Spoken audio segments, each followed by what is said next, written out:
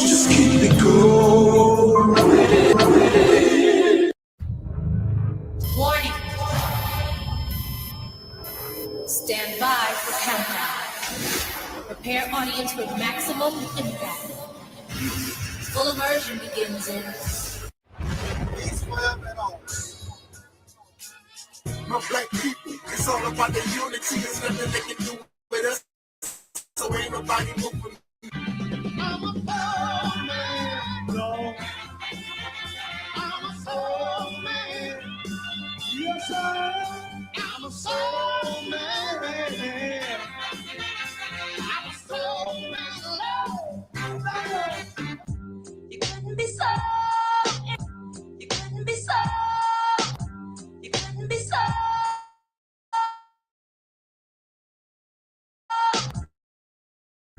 You couldn't be so. They see something that I don't see. What can you learn from a bum, Omar? What I learned from a bum, maybe it's what not to do.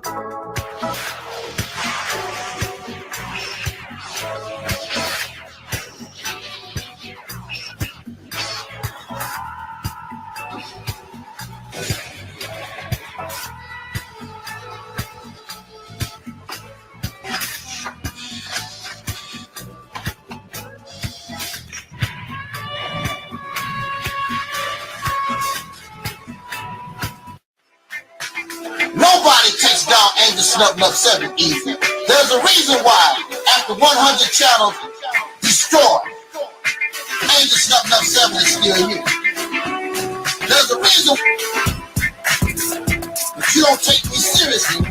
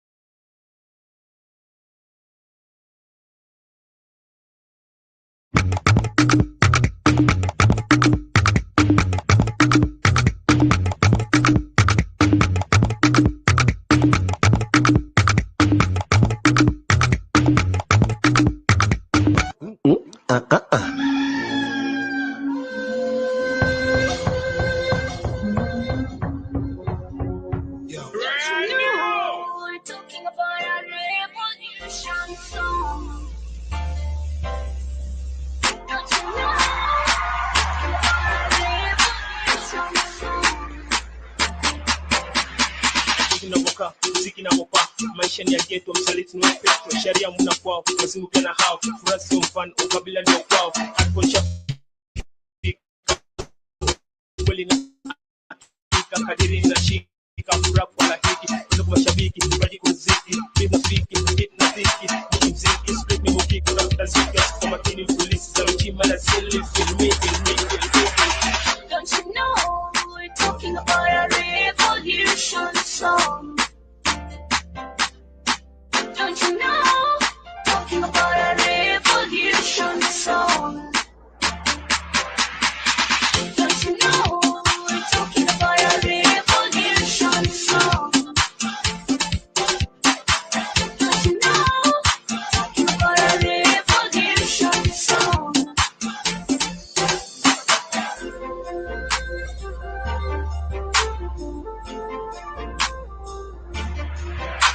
You about me. Awards mezani, award that already kama mezali, kama cheka, tuko kwa table, champagne, pombe mezani, mambuske jani, pass me puff, then ongeza majani, kwani kuna mkatani, hey, hadi gani, wako hadi maututi, hadi hatari, take pita, soup, ndo mandari, atilata from far, wanalampa vidole, ni beat so sweet, then piga vidonge, high five, why lie? Don't you know, talking about a revolution song? Don't you know, we're talking about a revolution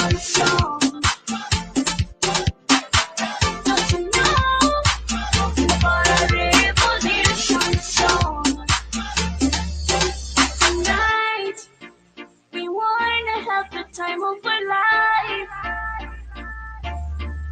We don't. People all over the world.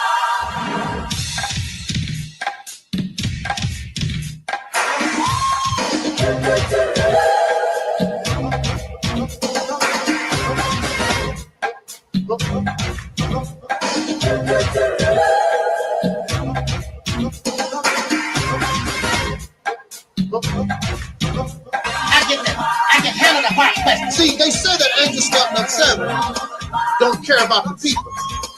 But Angel Snub Nub 7 cares about the people because I'm bold enough to tell you the truth, and I don't give a damn if you give me a dime. I'm not looking for your money.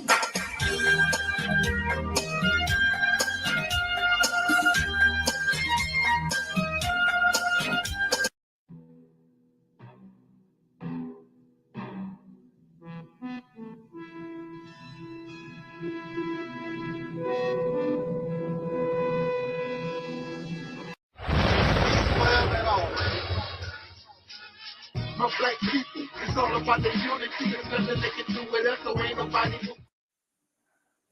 We are in a state of emergency. Prejudice.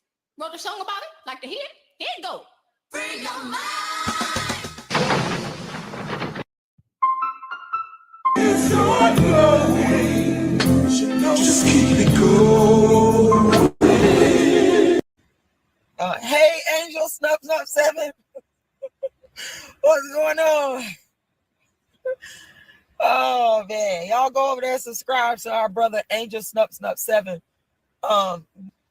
This man has overcome some stuff that I don't think the average individual could overcome and fight their way out of. You're a true warrior. I got a lot of respect for you. I know you done been through a lot of stuff on YouTube, but these people could not walk in your shoes and come out. They couldn't. Angel Snub 7, y'all. Make sure y'all go subscribe to his channel. I'm telling y'all, this man is like a real warrior. Like, he's a fighter, the real kind, not the one that just be talking and running their mouth. The one that really fights and keeps going and going and going. Even when even when the chips are down, you got people that get up, dust themselves off, and keep going. That's what Angel Snub 7 does. It's so glowing. Just keep it going.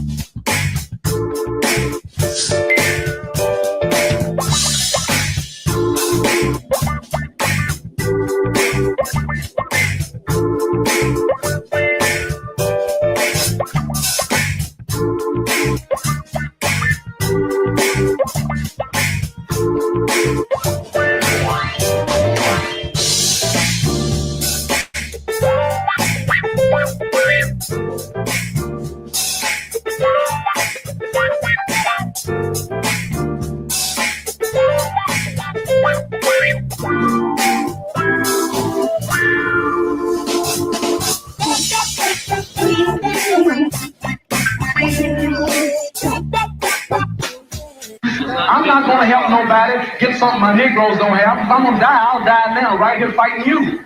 If I'm going to die, you my enemy. My enemy is the white people, not Vietnam or Chinese or Japanese. You my opposer when I want freedom. You my opposer when I want justice. You my opposer when I want equality. You won't even stand up for me in America for my religious beliefs, and you want me to go somewhere and fight, but you won't even stand up for me here at home.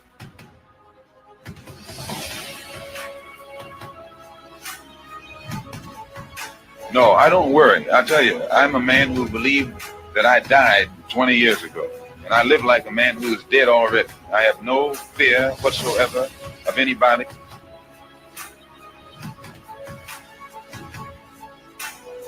Seems to me that white America must see that no other ethnic group has been a slave on American soil. America freed the slaves in 1863 through the Emancipation Proclamation, but gave the slaves no land. And at the same time, America was giving away millions of acres of land in the West and the Midwest, which meant that there was a willingness to give the white peasants from Europe an economic base. And yet it refused to give its black peasants from Africa, who came here involuntarily in chains and had worked free for 244 years, any kind of economic base. And so emancipation for the Negro was really freedom to hunger. And when white Americans tell the Negroes to lift himself by his own bootstraps, it's a cruel jest to say to a bootless man that he ought to lift himself by his own bootstraps.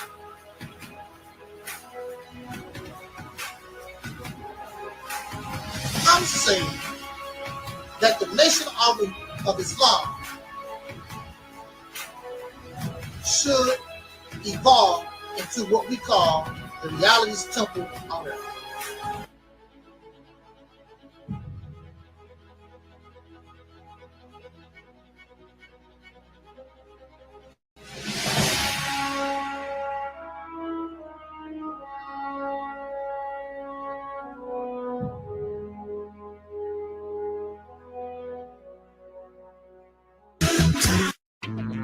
We didn't have a choice. We was already doing for ourselves. Even with all the oppression, we were accomplishing things far greater than the black and blacks have done. They've done very little, except bring you the teaching, the belief, because that's all teachings is. I believe. We don't need to believe no more. We need to know.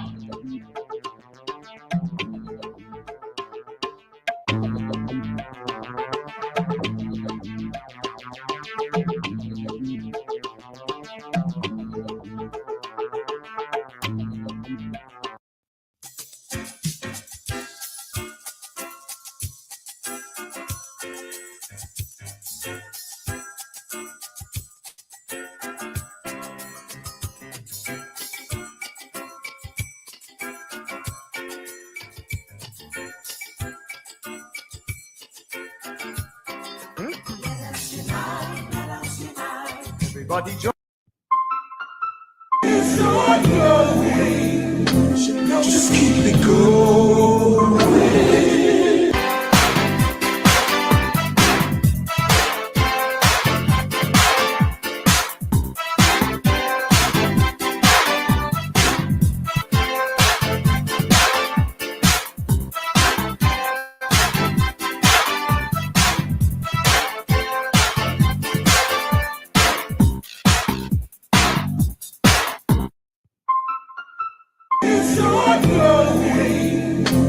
Just keep it going.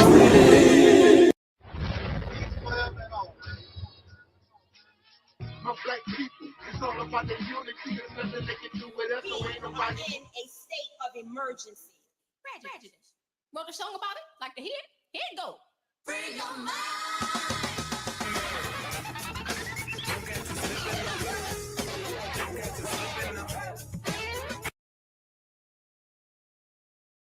Keep it real. What dear? Because I keeps it real like that. I keeps it real.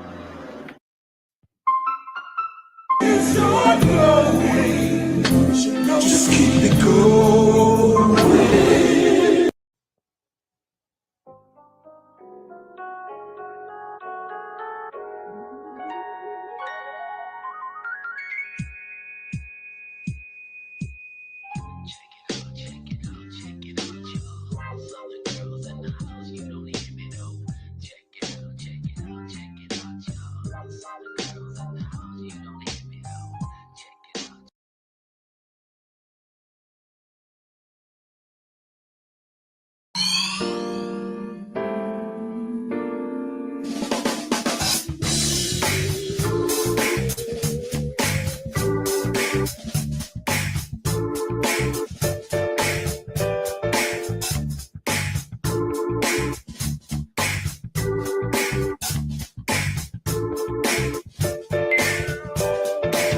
I am also your soul brother. Number one.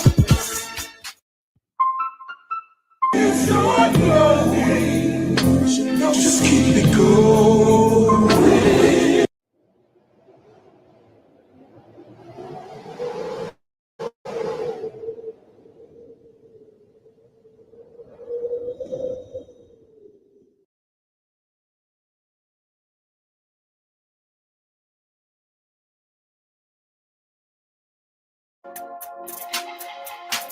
Everybody who is black and interested in black people, let us sit down and find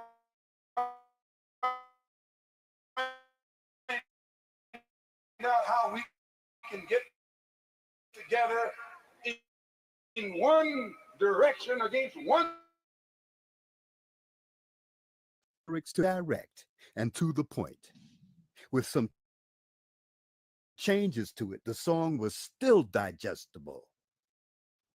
Through the change rather than direct the change. A community activist named Taalik Ibn'rad has made an appeal similar to what Sam Cooke was asking for. A change. It's said that the meek shall inherit the earth. We ask when. When will the landlords give the meek a free lease? Mr. Ibn'rad is humbly asking for the state of Mississippi. This is Dusty Basement Studio.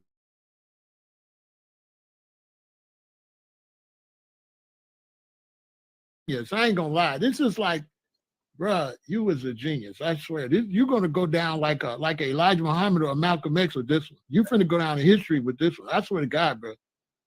Well, I'm their child. You know, we all their children. Yeah, but bro, you know, you your own. You different, bro. Yeah. I mean, to think of that. I mean, bro, this is genius. Like, I don't just say stuff just to be saying it. Like, I swear to God, bro. You are really on something to come up with this. I don't know how you came up with this.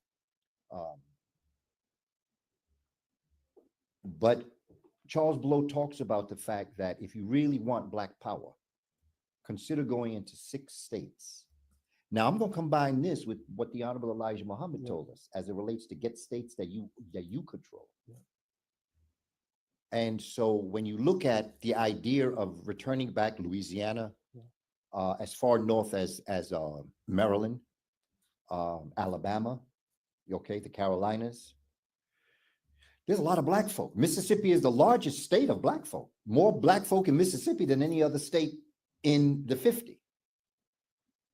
And so if we were to do that and go into our own, become our own senators, we would up the amount of Black senators immediately, Congress people immediately.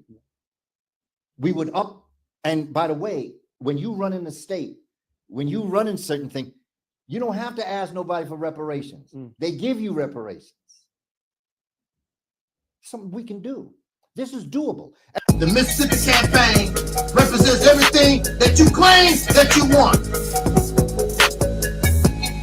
The beginning of an all-Black independent nation, the ability to control your own resources, your politics, the law, be able to do your own thing for a change, create an economy, create and produce goods that Africa or anybody on the planet would want. You're fake, you don't want to do nothing. 3 hours talking about the Mississippi campaign.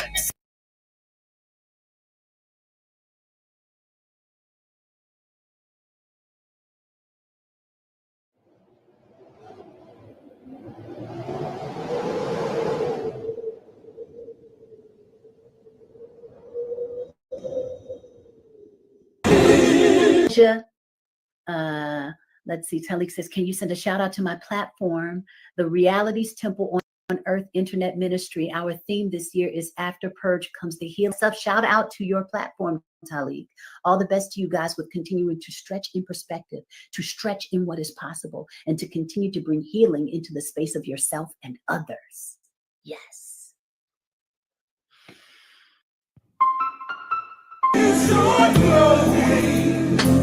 Just keep it going.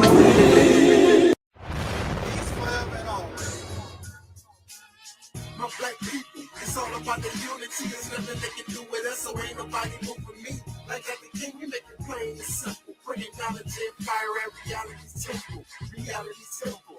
My black people, it's all about the unity. There's nothing they can do with us, so ain't nobody moving me. Like that the king, we make it plain and simple. Bringing knowledge and fire.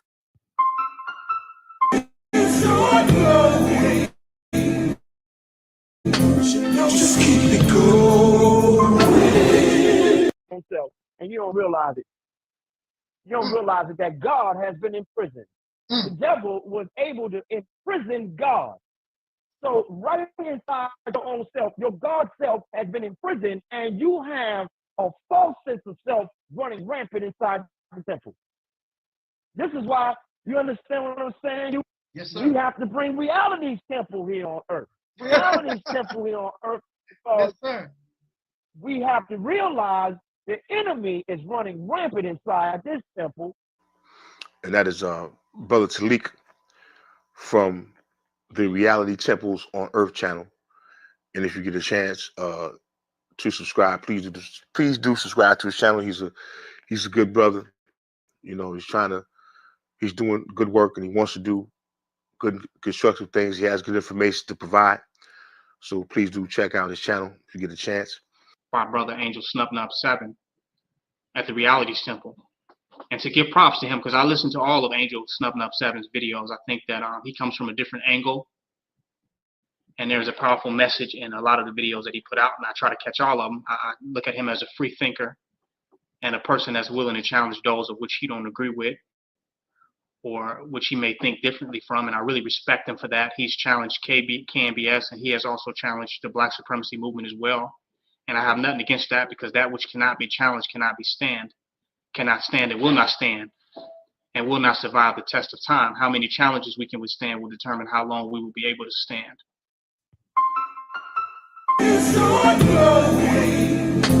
Just keep it going. You couldn't be so. You couldn't be so. You couldn't be so.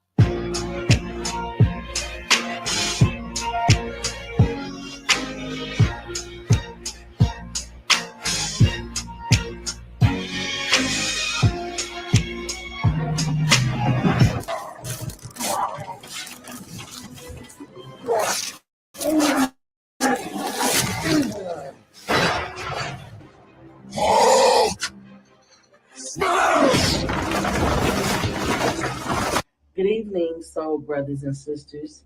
This is Tangi Cox, the Black Sheep, and I am propositioning you to entertain just a little while of being in reality. And this is gonna hurt soul sisters and brothers, because a lot of us cannot accept reality.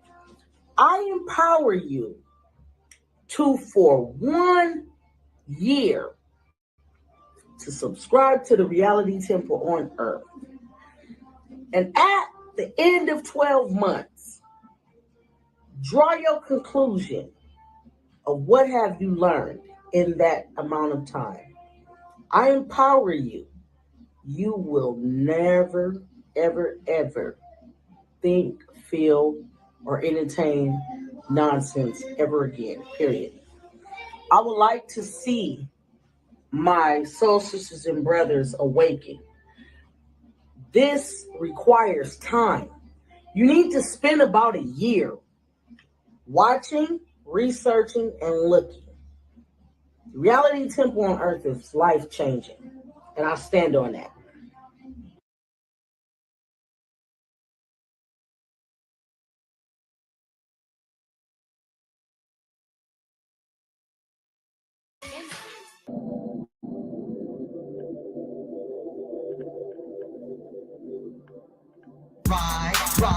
Ride, let's get this party started. Ride, let's get this party started quickly. Let's get this party started quickly. Let's get this party started. Ride, let's get this party started. Ride, let's get this party started quickly.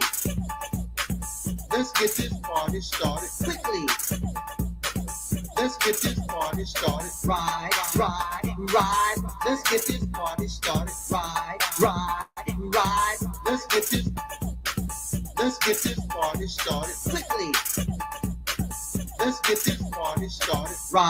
Ride, let's get this party started. Ride, let's get this party started quickly.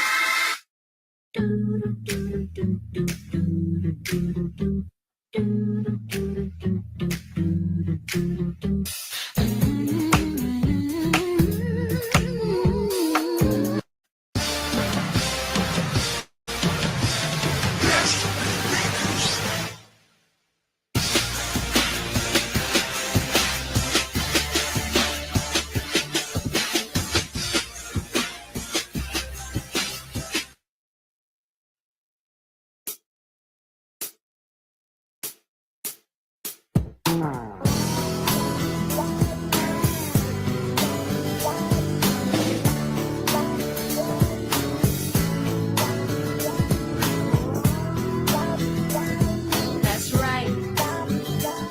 I'm proud to be a Southern girl. I'm gonna take you back a little bit. Where? Back to Texas, where everything is bigger.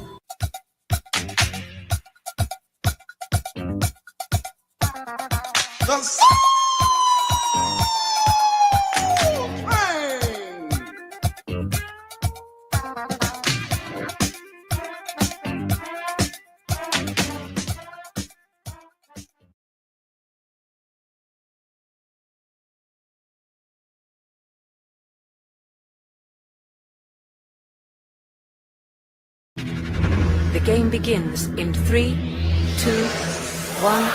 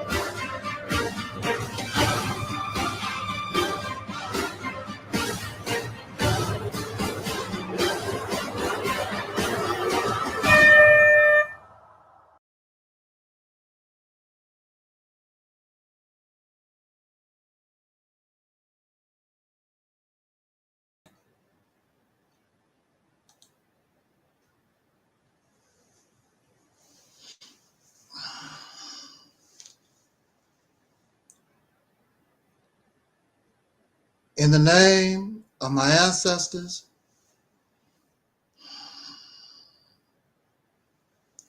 peace forever and always, and welcome to another spontaneous broadcast of what we call the Realities Temple on Earth Internet Ministry. I am the gatekeeper or the host of this program. Wherever you may find me, I am known as the mighty Angel Snub 7. I am your soul brother, number one. I want to welcome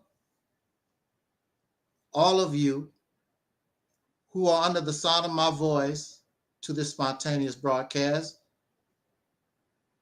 I am always so happy, and it is an honor that you would give us a few moments of your time that we can share a message and have a civil and brotherly and sisterly conversation on certain topics that sometimes can be emotional, but we are able as adults come together and listen to your brother, not just hear your brother, because just because I make noise, you hear me, but are you listening to what your brother or to what your sister say? I do my best to listen and comprehend and try to understand a opinion or an ideology, a message that someone is trying to convey to me. I am so happy that you would give us an opportunity to do this. We are simulcasting on, of course, here, Realities Temple on Earth Internet Ministry YouTube channel, Angel Snub 7 YouTube channel, Realities Temple on Earth YouTube channel, our Facebook channels, and those associated with our Facebook channels. So hopefully we will have a nice conversation within these few minutes. I do not intend to hold us very long. I just want to make a point on this topic, and we're going to get out of here, call it a Saturday. Saturday is our day. Others prefer Sunday. I prefer Saturday. No particular reason except maybe because on Saturday, so many of us gather together to watch Soul Train. And that's what I'm here, my self-appointed, no God, my self-appointed mission, purpose is to bring back soul. Not only soul as music, but soul as a culture that the descendants of slaves born in America, the victims of Jim Crow and the Black Codes, a culture that our ancestors actually created that did not come from no foreign place, but it was created because of our sojourn here in the United States of America for the last going on almost 500 years.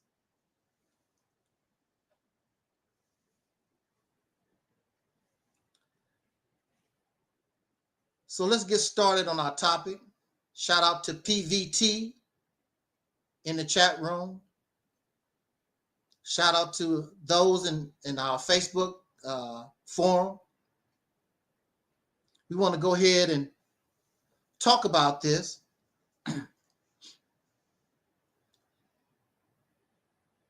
You may not hear this from nobody else, but I always say, I could be wrong. I could be in error. Nobody else says. I've listened to many, many videos, many, many different never-ending persons. I never hear them say, I could be wrong. because what they bring to us is the truth and is right. And when you talk like that, and your truth is challenged and you can't back it up, then you want to get angry at those who challenge your truth.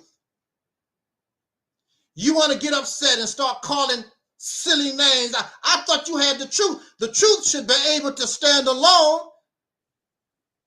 It don't need you to defend it. But half-truths and lies get in trouble when the questions, when the interrogation starts coming forth.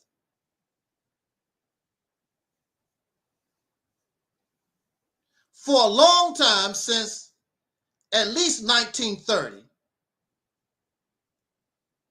in our community, in the soul community, in the Black American community, we've been taught that the black man is God. This was something that Brother Malcolm X stood on because he was a believer in the teachings of the Honorable Elijah Muhammad and in the Nation of Islam. And I was there also, so I can say that we were taught that the black man is God. And it made us feel good. The black man is God. But we never really, and still even to this day, we really don't question that. What are you saying? When you tell somebody, well, you know, brothers and sisters, the black man is God. And I want to be fair because when they say, or we were taught the black man is God, we're actually saying black people are God, male and female. But for some reason, it's always who gets the most shine? The black man. You got to worship that penis. They don't never say, well, you know, the black woman is no. The black man is God.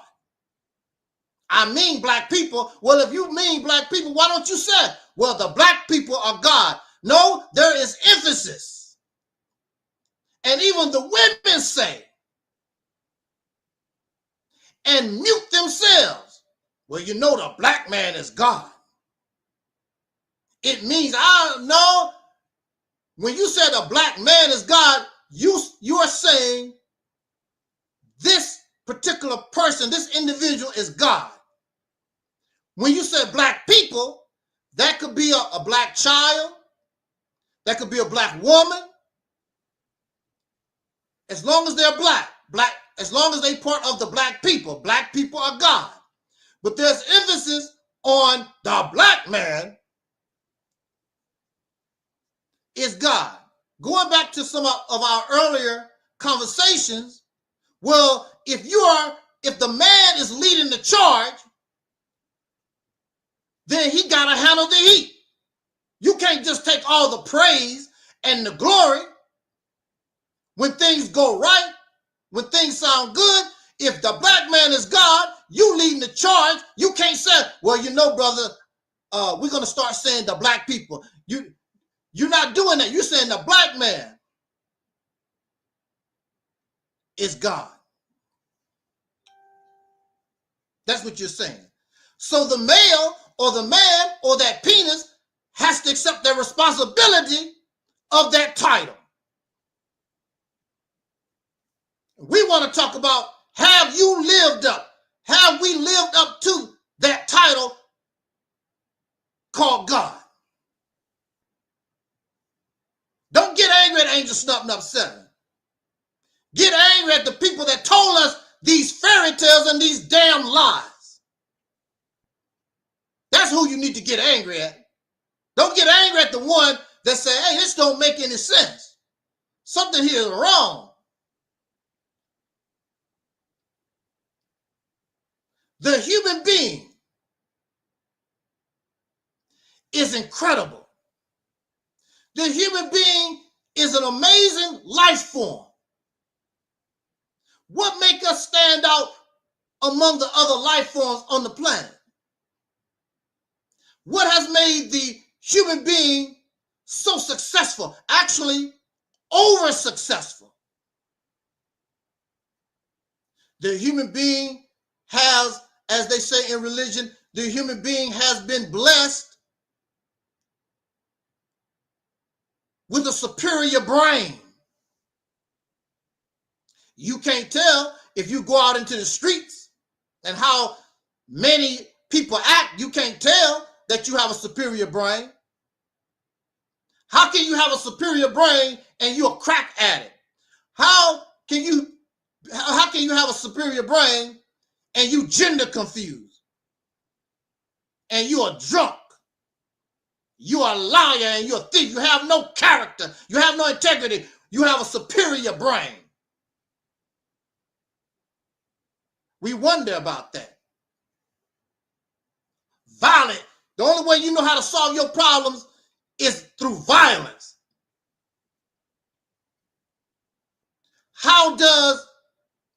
What is the behavior on social media? What is the best media? The violent movies, the profane movies, the slander, the gossip. You don't want to hear about Michael Jackson entertaining cancer victims. You want to hear about Michael Jackson? Did he molest them? That went on for years. They didn't talk about that man when he was entertaining children that was going through cancer. But when they said, oh, he's molesting them, oh, that went on for years, because that's what the superior brain, that's what you are attracted to. Slander and gossip and violence, debauchery, lies, fairy tales. The superior brain. I'm so happy to have our Nation of Islam, brother. I guess we have a love-hate relationship, maybe. I don't know. Brother Robert Epps, who believes in the teachings of the Honorable Elijah Muhammad and the Honorable Minister Louis Farrakhan. And this month is Savior's Day. Those who can make it to Savior's Day, perhaps you should try to attend. And those who aren't, maybe you can, and I will listen to the Savior's Day address the week of February the 22nd, I believe. To my knowledge, the Nation of Islam is not the only one who was teaching that the black man is God. But the human being is an amazing life form. I cannot take away from the human being because it's proven. There's no doubt about it. But the average person can't do nothing. You do very little. The average person does very little. Many people have no skills at all. Can't even cook food. They go to McDonald's, they go to the microwave oven. You don't even know how to cook food.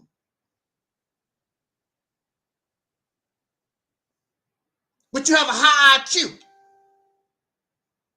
You're the highest life form on the planet. Some of you can't change a car tire. Some of you can't read and write in your own language. But we are the superior. We are God. How are you going to be God and can't read and write? Now, that's one thing about the Nation of Islam. When you join and they find out you can't read and write, oh, you're going to learn how to read and write. How are you going to call yourself God and can't read and write in the language that you speak? The average person can't do nothing. If it was up to the average person, we would still be living in the Stone Age. This is a fact. You don't know how your telephone works. You don't know how gas in your car works. You don't know how electricity come to your house. The majority of us don't know how to do nothing. Then you don't talk about, I'm a God. You God and don't even know how your computer works. You don't know how to bring water into your house. You don't know how to raise chickens. You can eat chickens, but you don't know how to raise chickens. But we're giving these names. The black man is God. The black people is God. A certain group of folks invent and discover certain things, and the rest are beneficiaries. If I'm wrong, you make a list and put in the chat room. You make a list of what you have done to make your contribution to the evolution of humanity. You're just a beneficiary. But God is not a beneficiary. God is the one that gives the benefits. So if the black man is God, it's a certain individual, a certain group. It can't be the whole people because the whole people don't do nothing. This is facts. They don't do nothing.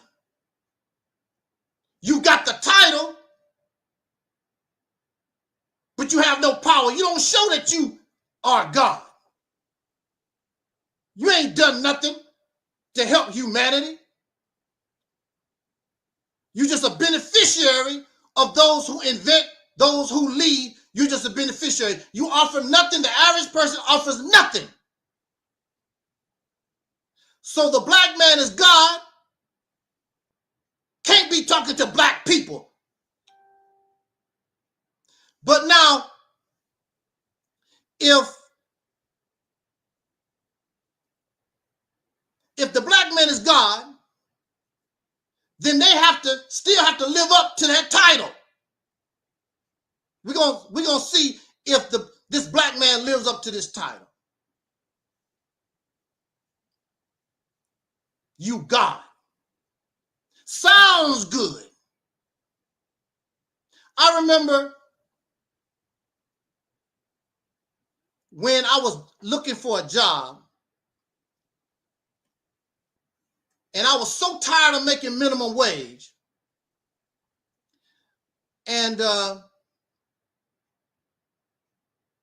saw this management job, supervisor job. I had no experience being a manager. But what I figured, they have to train you or whatever anyway. So why not lie? That's what I had to do. I lied on my application, said I had all this experience. And they were so desperate, they hired me. Now, the problem would be for me is I lied that I was a supervisor and had all this management experience. And then when I get on the job, I fail. But that did not happen. I picked up things real quick. And I earned my title. Even though I got the title based on falsehood, I got the title based on a lie, I was able to live up to the title. And I eventually, when it's all said and done, I have about over 12, 15 years of restaurant management, retail experience, being a supervisor, being a manager. I got started on a lie, but I lived up to that title of manager and supervisor. Now,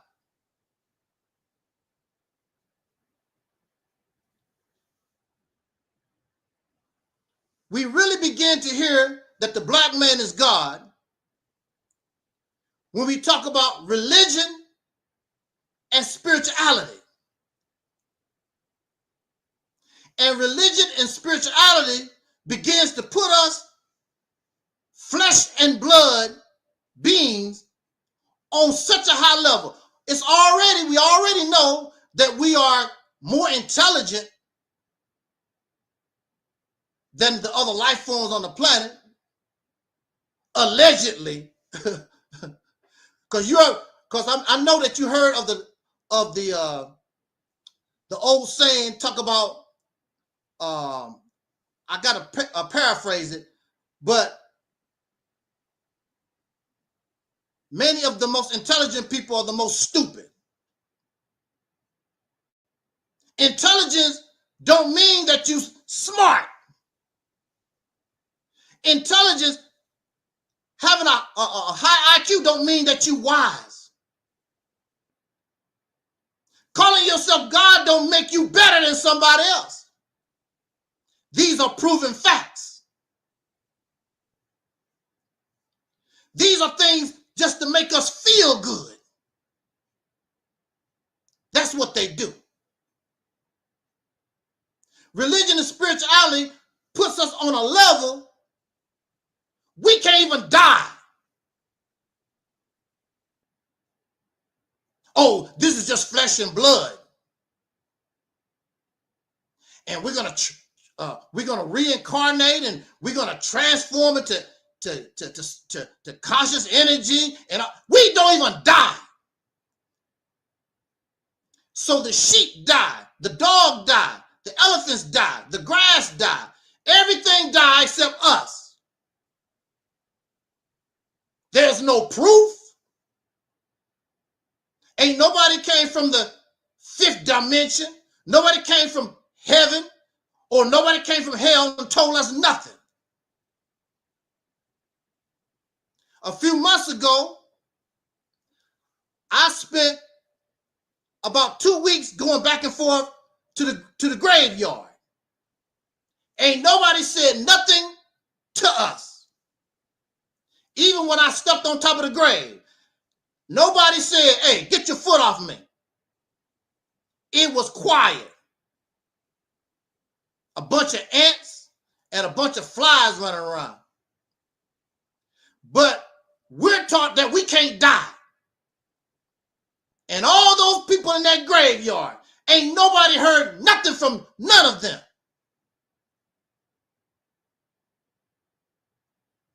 We become arrogant. We think that we're more than what we are. But when you get sick and start hurting, the reality shows. And when you go to the morgue with that toe tag, all that stuff that you talk about don't mean nothing. You, the black man, is God on a slab. The black man is God with all these tubes going in and out your mouth. The black man going to dialysis. The black man have to take all this medicine, whether it's holistic or whatever. But you God. What kind of God needs medicine? Holistic or otherwise? God got to go to the hospital where people that don't believe in God do surgery on them. What kind of God are you? You can't die.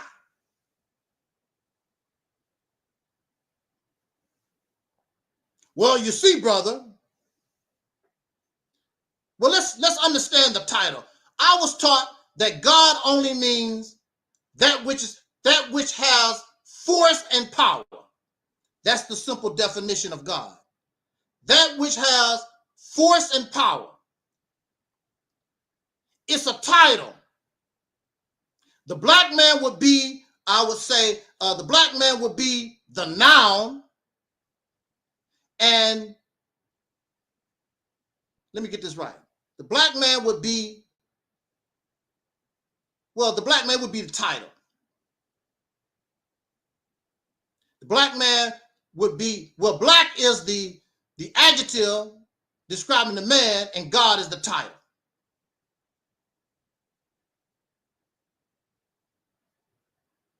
It's incredible when we start talking like this and we make these points. This is why you don't argue and debate with religious people, because they just going to ignore the truth because they're not interested in truth. They're only interested in what they believe in. They're not going to accept the reality of things.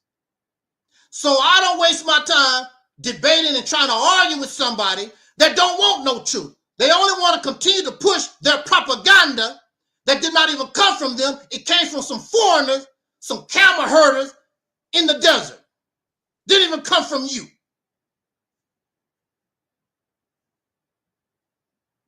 No foreigner, and nobody can claim on this platform that it came outside of me. Did not come from the Middle East. I don't need nobody from China to tell me nothing. I don't need nobody from Africa to tell me nothing, or Australia or Antarctica. I don't need nobody to tell me nothing. My brain and my power is just as good as yours. Now, when you come up here and show us that you can't die, that you don't urinate, that you don't take a dump, then you might have something going on. You live and breathe and you're going to die just like me. Ain't nothing special. Ain't nothing godly about you.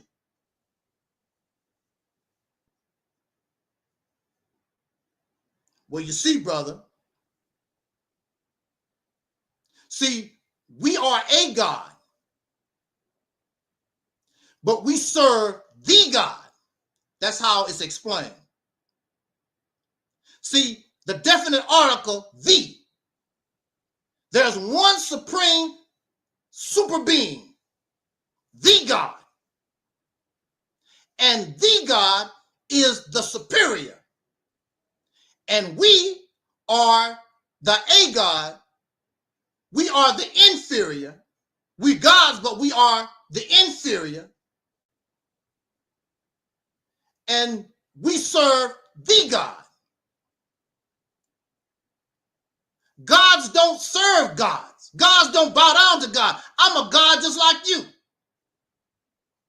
That's why police officers respect other police officers, because I'm a police officer just like you. Teachers respect other teachers. I'm a teacher. I'm a scholar just like you. President Trump, when he go to other nations and visit their president or their prime minister or whoever their leader is, they're not impressed by Donald Trump, because I'm a president too. I'm a leader of this nation just like you are. So how can you call yourself a God and you got to bow down to somebody, to the God? So there should be the president that control all the countries, the union that control all the unions all over the earth, the union. That's not how it works.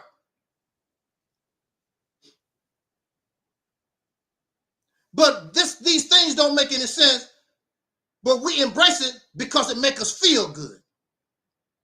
Lies make us feel good. God is that which just have force and power. You and I are nothing but a God. The black man is God, but he's a flunky to the God. He has to bow down and serve. He has no power. He has to serve the God, which tells us that the black man ain't nothing but a slave. You're not a God, you're a flunky. You got to bow down and pray and ask another God to help you and do this and do that. What's the sense of calling yourself, well, you know, the black man is God, and you have to ask something outside of yourself for help? Because God is that which has force and power. And you are powerless. You are flunky. And you have no brain on your own. You got to go read some book that has to be translated from some foreigners to begin to try to understand you how you're supposed to operate. What kind of God are you? What kind of God are you? You have to go to you have to get a book from a foreigner. You can't even read the Quran. You can't even read the Bible without translation. But you God, if you God, you're supposed to be able to read these books without translation. It's all lies.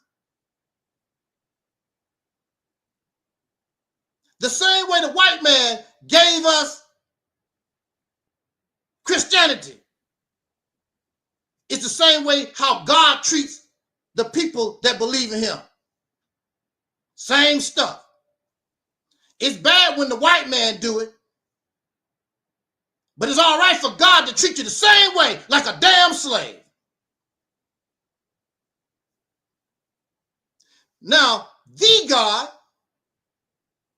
you keep telling us, oh, you know Allah, oh, you know Jesus, oh, you know Yahshua, Yeshua, well, all these different names that we have for the Most High, and it goes on and on.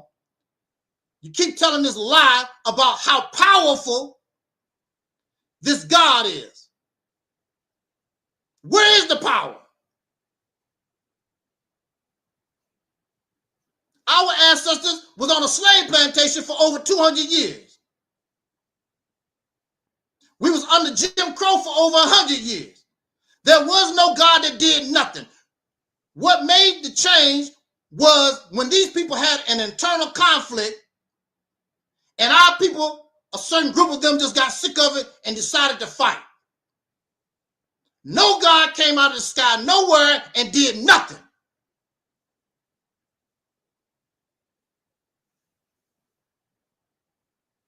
We give this God these credit and praise for doing nothing.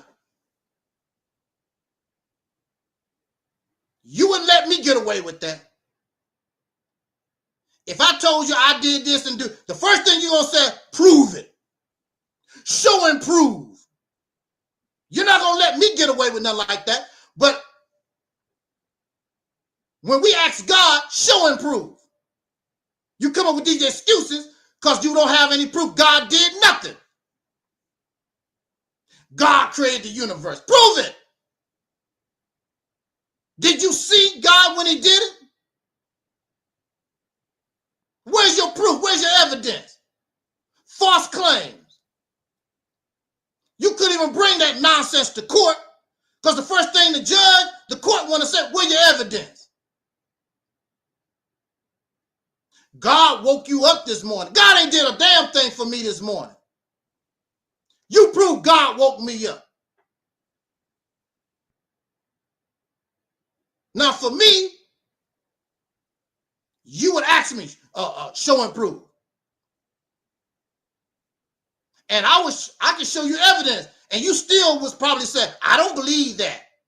That's fake evidence. But you bring up God with no evidence at all, and that's acceptable.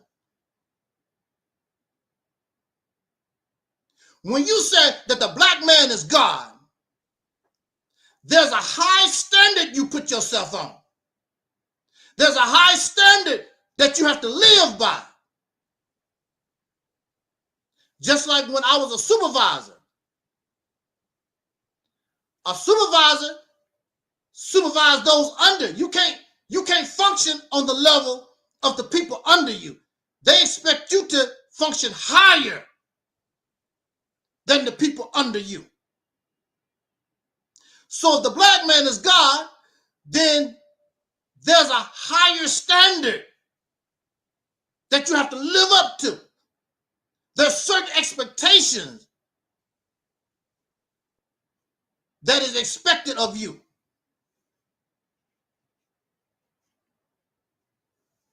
This is the excuse why the black man is God has no power. Well, you see, brother. See, you don't see, brother, you don't understand the teachings. You don't understand the teachings. So you see, Allah brought the black man down so he can prove to the world or prove to himself his power and raise the black man back up. That's what I was told. That's stupid as hell. Who the hell gonna do that? That's just like saying, oh, we are going to destroy Walmart so we can prove to the world that we can raise Walmart back up again. Who the hell going to do that? Ain't nobody in their right mind think like that. That's stupid. I'm going to cheat on my wife. I'm going to beat up my children. I'm going to purposely destroy my family. I'm going to show you my power. I'm going to bring all of us back together again. Happy, happy family. Who does that? And then in the Christian religion, they say that God sacrificed his son, knowing the people not going to change. Who? How many of you, raise your hand, how many of you will sacrifice your son, your daughter, your children, your family, and you know that these suckers are not going to change? The whole thing don't make any sense. It don't make any sense. The black man is lost to what he used to be. The black man is made deaf, dumb, and blind. He don't know that he's God. He's lost to the knowledge of self.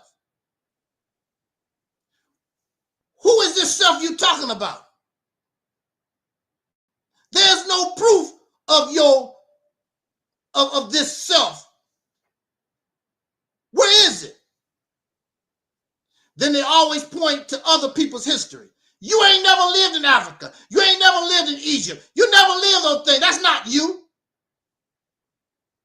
And what I noticed, the people that actually can claim all these things, they don't even talk about it.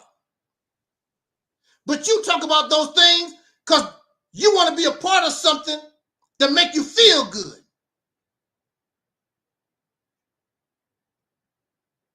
Let's go on social media and let's find Egyptians bragging about Egypt.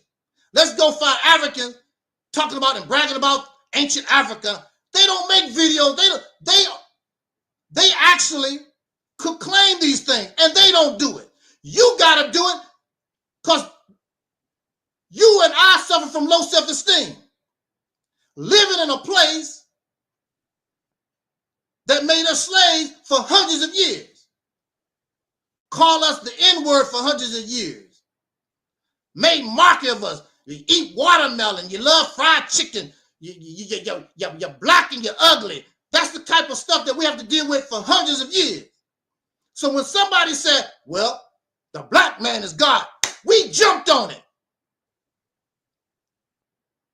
That's why they follow Marcus Garvey. That's why they follow Elijah Muhammad. That's why they follow Noah Jolie. Because these people was telling you, you God. Who wouldn't want to be God?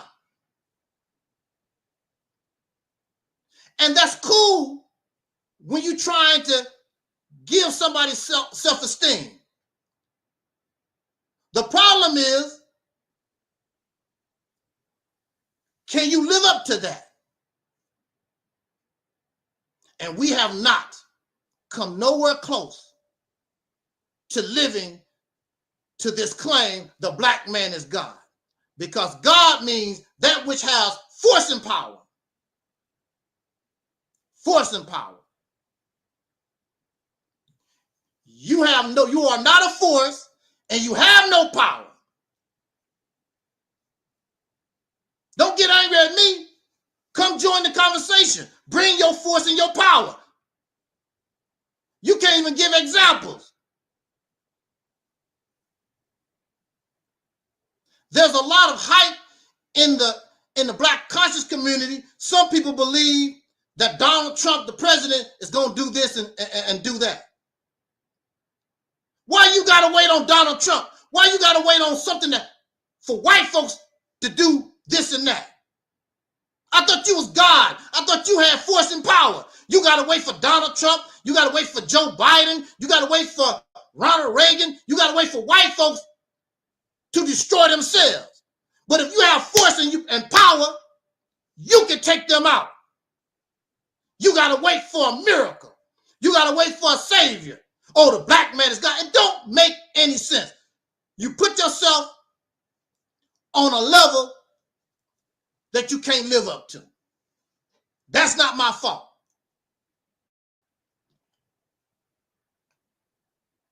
If I took the manager job, I don't know how to do the books. I don't know how to do, I can't keep my labor costs down, my food costs down, my utilities down. I can't make a profit. They start looking at me real funny. I thought you said that you was a supervisor. I thought you was a manager. They're going to fire me because I cannot live up to what they expect. They expect me to be a manager. They expect me to be a supervisor. And I can't get nothing going. They're going to fire me.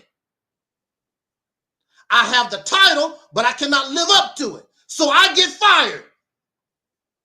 The black man is God. What are you and I doing to be God? What is our force? What is our power? There is none except talk. We love pretty speeches. I sure like to listen to Dr. Umar Johnson. I sure like to listen to those people talk on Sonetta TV. I sure like to listen to Brother Sanchez and Young Farraskis and that. That's all they offer is talk.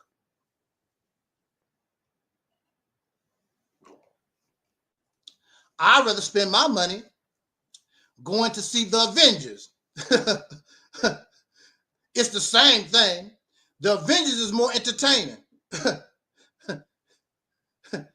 Because you go see the Avengers, no, you go see the Black Panthers and you listen to these people and you think all that stuff is real. It's not real. If it's real, show us your force, show us your power.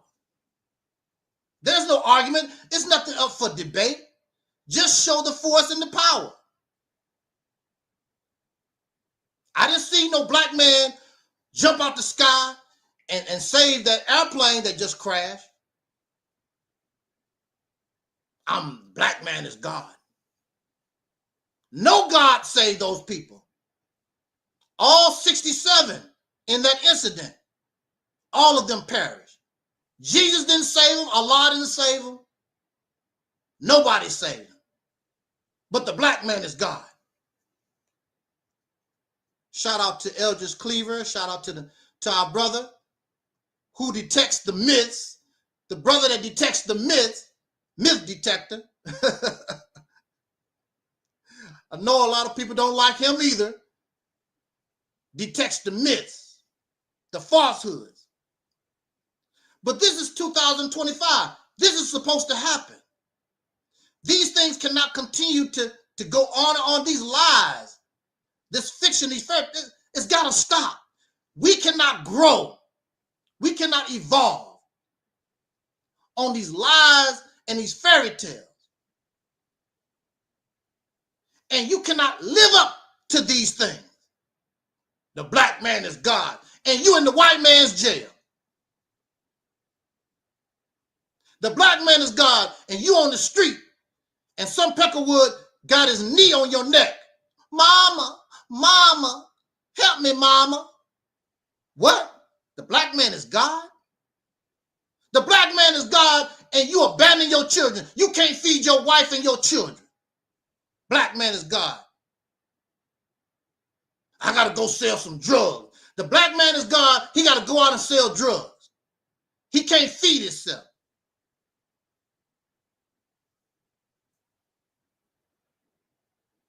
The black man is God. And you can't solve your problem without violence. Cussing people out profane and nasty. But, oh, you could be God. See, it really don't say what you the God of. Yeah, the black man is God. God of what? Being a slave. The God of enslavement. That's all you, that's the force and the power that you can prove. You are a good slave. You're a good slave to the white man, to the Arab, anybody. You got to follow. You got to serve. You got to bow down. You're a good slave. That's God of slaves. That's the only God that I can come up with and see that you can actually prove.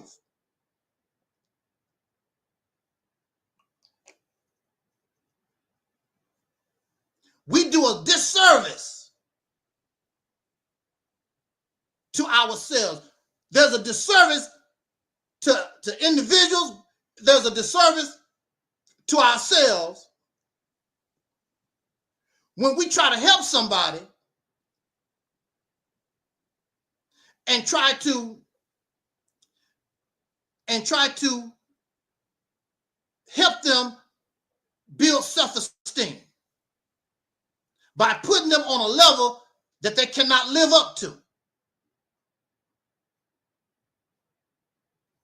I remember when I used to play basketball. Everybody can't play basketball, but everybody should be able to go out on the court and enjoy the sport of basketball. When I used to get my teammates together, the ones that really couldn't play good, I didn't tell them, oh, you're going to be the next Michael Jordan. I can't tell them that. And they would even like, you a lie.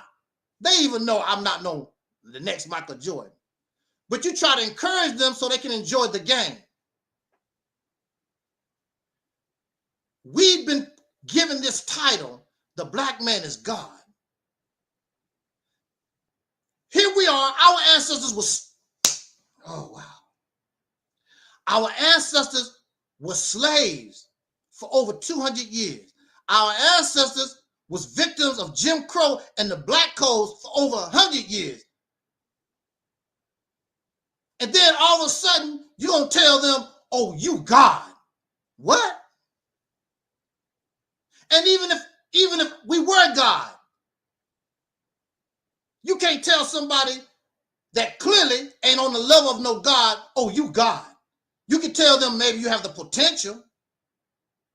You can't tell them because they cannot live up to it. We haven't lived up to the potential of God since we got this teaching, oh, the black man is God. Nobody that I know of or heard of have lived up to the definition where you can say, oh, that person that is a God. A good preacher. That's the best they're going to do. I remember in the Nation of Islam, they talked about the Honorable Elijah Muhammad. All praises due to the Honorable Elijah Muhammad, our divine leader, teacher, and guide. They don't call him God.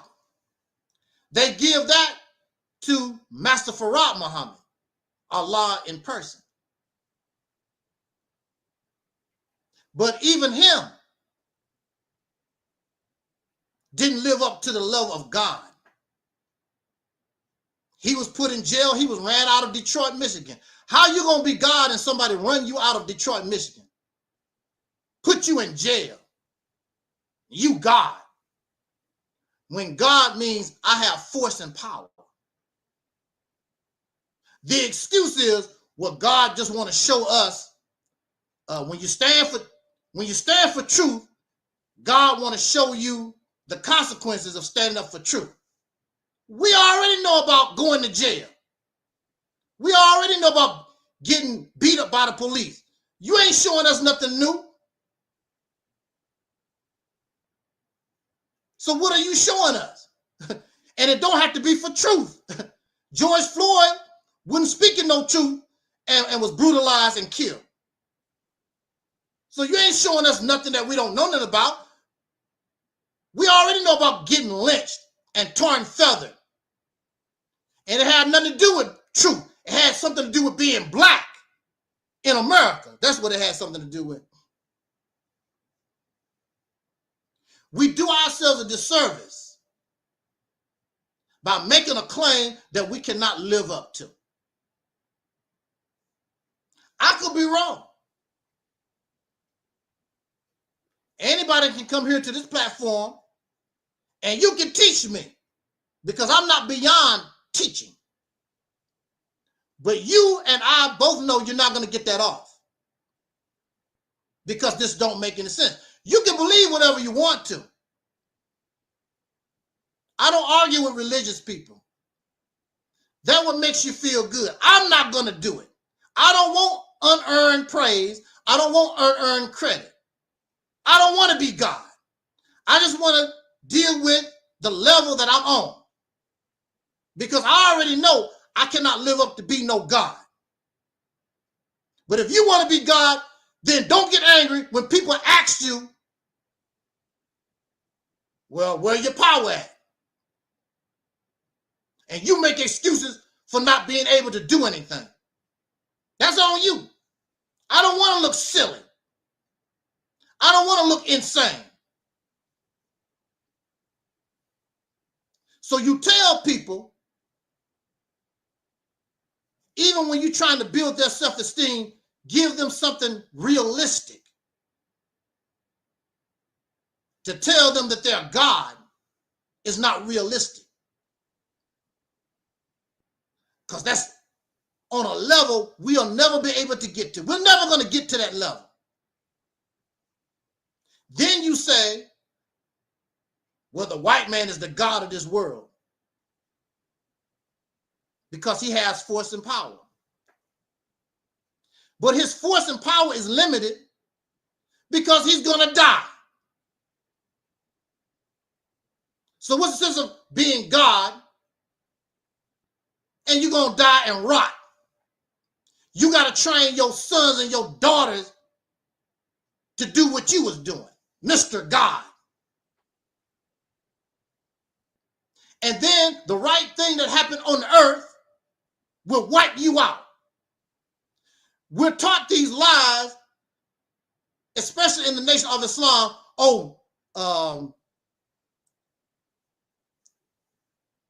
We're taught these lies that the black man is over 76 trillion years old or something to that effect. Most scientists will agree that the earth is only about 5 billion. So where the hell was these black folks living?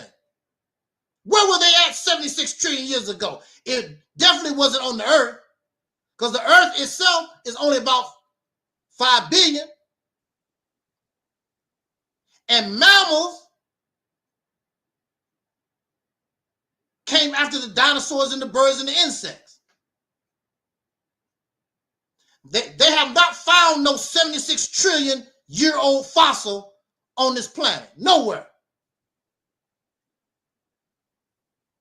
Recorded history of man is only about 5,000-6,000 years, a little bit over, something to that effect.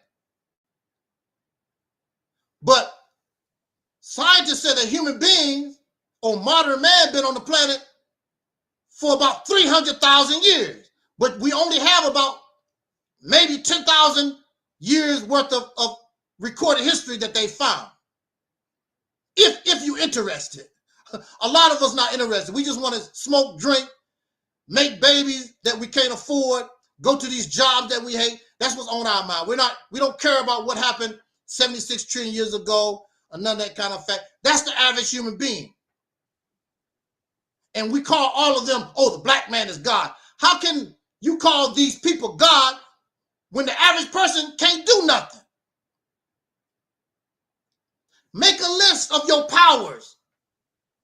What do you contribute? What do you contribute to the evolution of humanity? Most of us nothing. We're nothing but beneficiaries of something other people done. And then we become racist. I've never heard a scientist say, well, I'm discovering this because for the white people. Oh, I'm discovering this for the Asians. I'm discovering. Nobody that invent anything, make music, whatever they do with their creativity, I've never heard them say, I'm doing this to prove that the white man is superior. I'm doing it. I don't remember Nazis even saying it. Even though that was their teaching, I don't remember during the Olympics. I never seen newsreels where those athletes was talking about, I'm running to show that the white man is superior. You know, caught up in all this racism got us sick.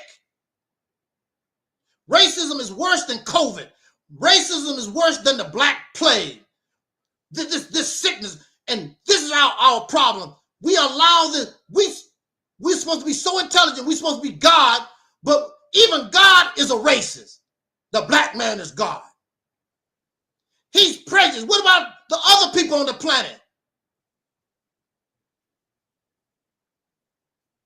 He's a racist. The black man is God. Who cares about the white man? Who cares about the Asians and the Indians or whoever? The black man is God. That's because all of this is a consequence that comes from out of the sickness of racism. This didn't come from no God. This comes from people that was under the influence of racist mindset. Black is a European racial classification. It did not appear until the late, I believe, 1700s.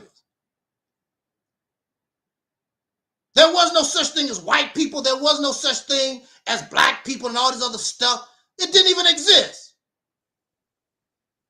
So if it didn't exist, so how could the black man exist 76 trillion years ago when the definition or the identity of a black people did not come into being until the late 1700s? It don't make any sense. I can't do it.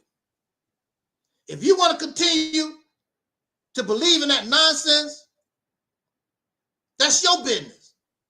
But don't get angry when people start coming at you.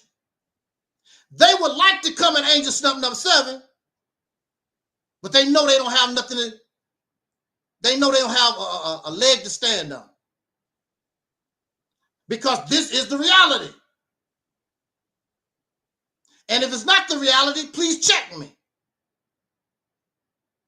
Because I want to be right. And if I wasn't bringing it, trying to keep it real, I would tell you, this is just my belief. I believe this. I'm not going to tell you about my belief at the same time try to show you that it's real. No, it's a belief. Nation of Islam teaches is belief. More Science Temple is belief. Pan-Africanism is an ideology they have turned into a religion. These are beliefs.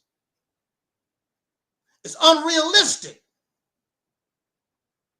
And when we point out how they are not realistic, folks get angry because they make you feel good. I'm a God. Well, show us your power, God. Well, I just not. Show us your power. Turn into a ball of flame. Do something. Show us your that you can't show nothing. You can barely pay your bills. The black man is God. You don't even have a car. You got to ride the bus every day. And you don't even make the bus. Now, if you make the bus and you God, hey, that's my bus. I'm riding on it. But you have no power. And for some reason, I'm going to say this and we're going to get out of here. For some reason, you believe white folks is scared of black people. How are they scared? How are you a threat when they kept us on a slave plantation for 200 years? Kept you under Jim Crow for 100 years and still whooping your ass right now. They give you a few dollars to pacify you and keep going on about the bit because you love money. You have no principle. You have no integrity. You easily sell out for money. It was a family here in St. Louis. It took them over 10 years. A jury has awarded them $18.5 million for the death of their loved one. Are they going to use that money to fight police brutality or whatever? No, they're going to get that money and live high on the hog. Y'all, it's easy to sell you out. You easy. Long as you get some money. I got paid. You don't care about your loved one. It's just somebody that died. And here go some greedy lawyers. And everybody won't make money off of this person's death. You don't give a damn about police brutality. You don't give a damn. Because if that was the case, you've been fighting police brutality before the person died. George Floyd's family would have been fighting police brutality before he got killed. And all these other, Trayvon Martin and all these other people, they wasn't standing up against injustice. And they're not standing up for injustice after their loved ones died. They go into Disneyland and play with Mickey Mouse.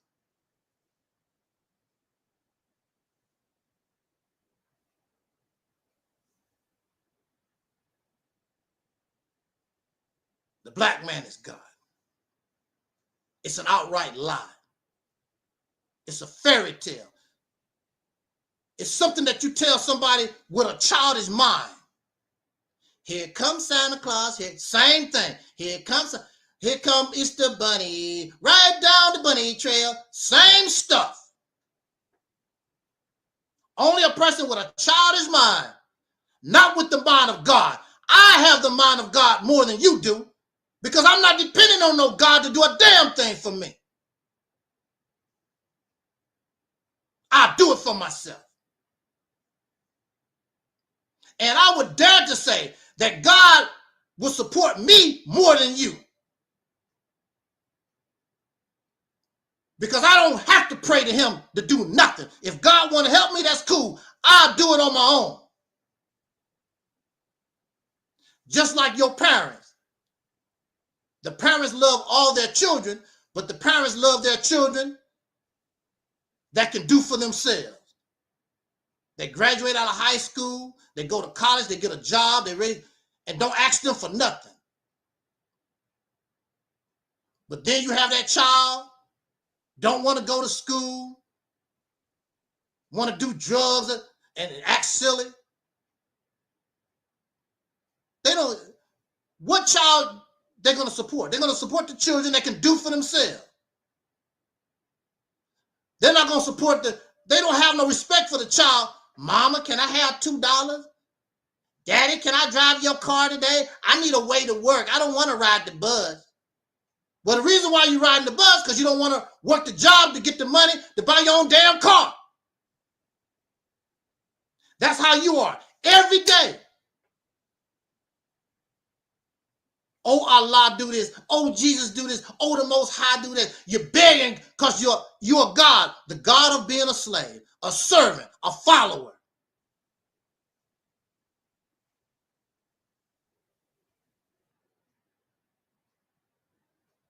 That's not my fault. You can get angry at me, but there's many, many people coming up. They're getting sick of it. Every time they try to destroy Angel Snuffing Up 7, every time they try to break me down, the people find me and they bring me right back. We don't have to agree, but they're getting tired of the nonsense. Because you're making all these claims and ain't nothing coming true. It just goes on and on and on. It's like Tom and Jerry. Tom been chasing Jerry for over 50 years. Batman been fighting the Joker for over 50 years. Superman been fighting, what's his name, Lex Luthor for over 50 years. It just goes on and never stops. Allah never destroys Satan. It just goes on and on. He been fighting Satan for 1,400 years, 2,000 years. It just goes on and on and on, like a dog chasing his tail, round and round. It never ends.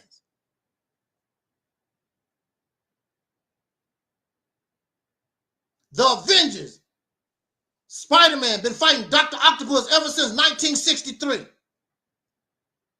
It just goes on and on, never stops.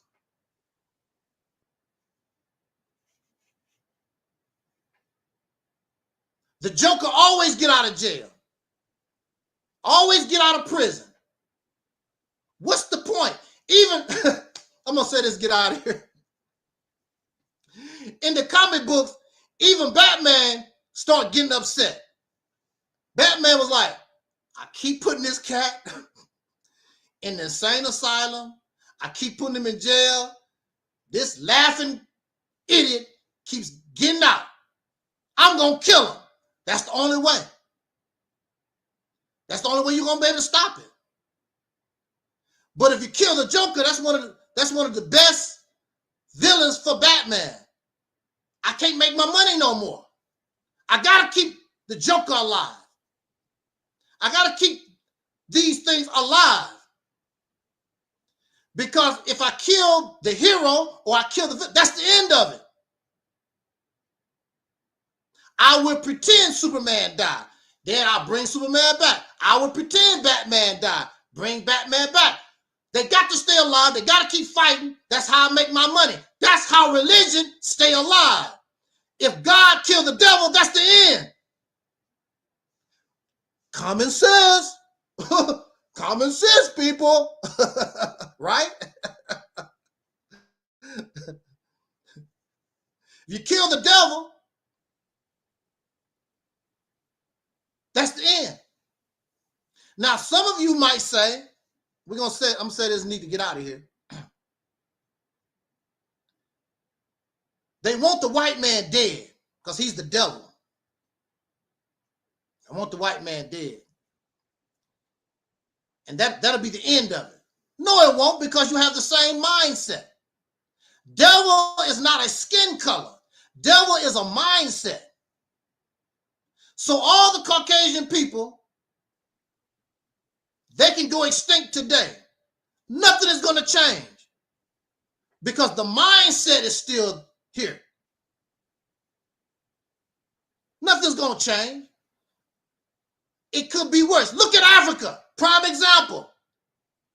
It's the mindset. It's not it has nothing to do with skin color. Except he's your devil. He's your devil. But the white man might not be the devil to other people.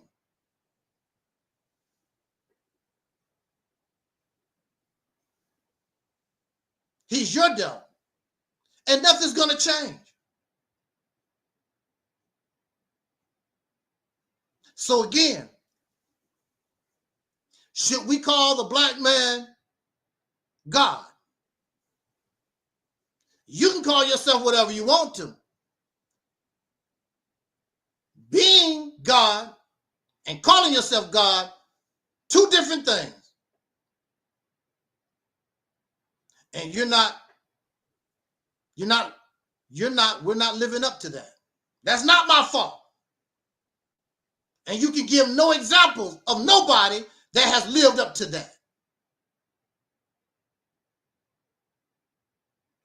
What's wrong with just being the best we can be?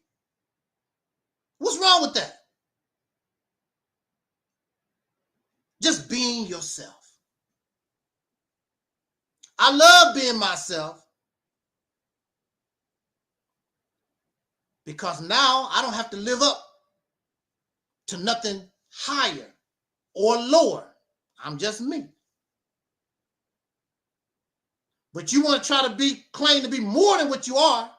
Don't get angry when people say, when you say, oh, I can make 60 points a game, and you barely make 10. You get angry at them. No, you the one made the claim that you can make 60 points. In the Nation of Islam, they teach that the rule of the devil ended in 1914. And as time goes on, they make excuses why the devil has not been destroyed. The fall of America. Been teaching the fall of America for over 50, 60 years or more. America's still here.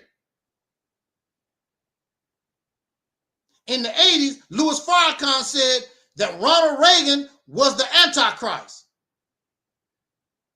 The fall of America. Ronald Reagan is dead and gone. America's still rolling.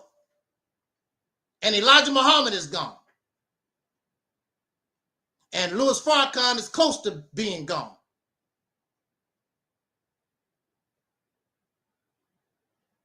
They got us hyped up on these lies and this fantasy, this fiction.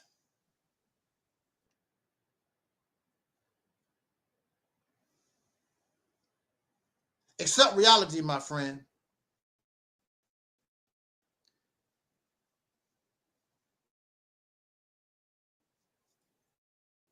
It's much.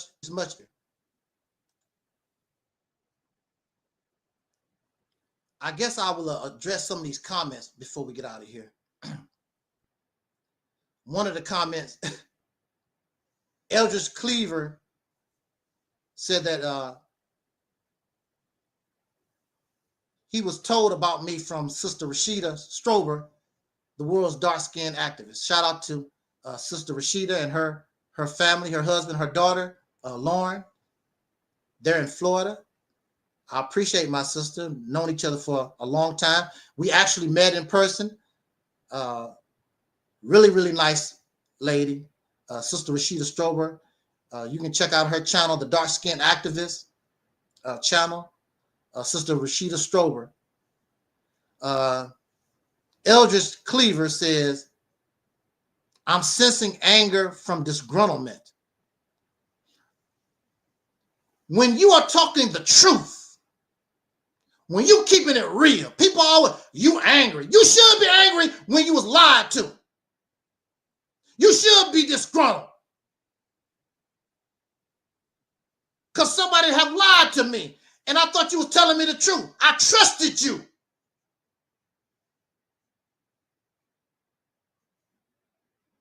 How do a person supposed to act? You're my wife. And I open up the bedroom door where we sleep, and there's another man with you in my bed.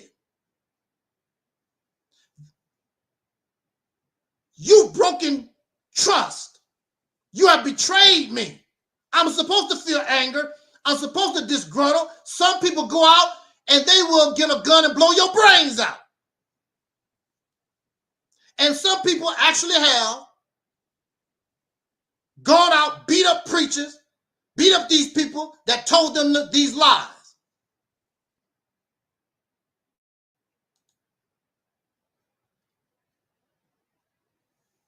Shout out to the dark side of the moon.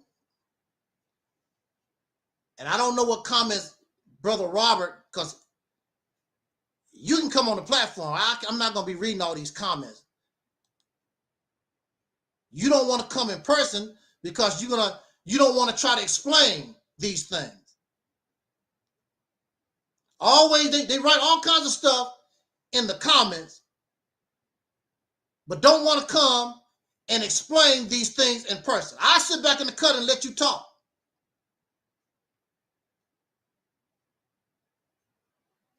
They cannot explain these things because they don't make any sense. He says, God made medicine. But he don't bring no proof. White people's medicine is not real medicine. He offers no proof. God made medicine. Where's your evidence? Where's your proof? It's just talk.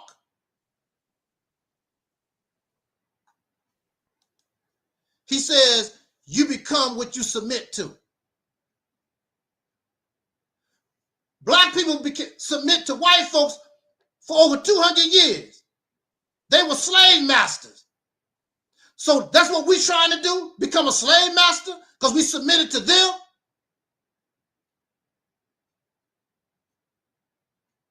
They violent, profane, dirty, and nasty. So we want to be like them. Is that what you said? You become what you submit to. How you going to become, you submit to a God you never met? Even if Master Farad Muhammad is God, you ain't never met him. How you going to become this man and you never met him, don't know nothing about him?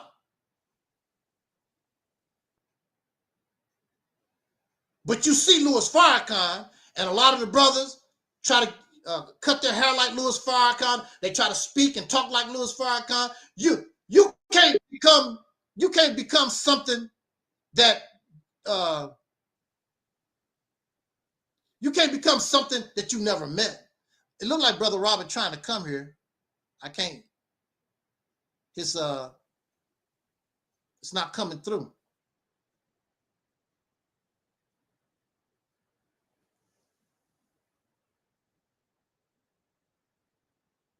Mexico says, God made the black man. I got the proof.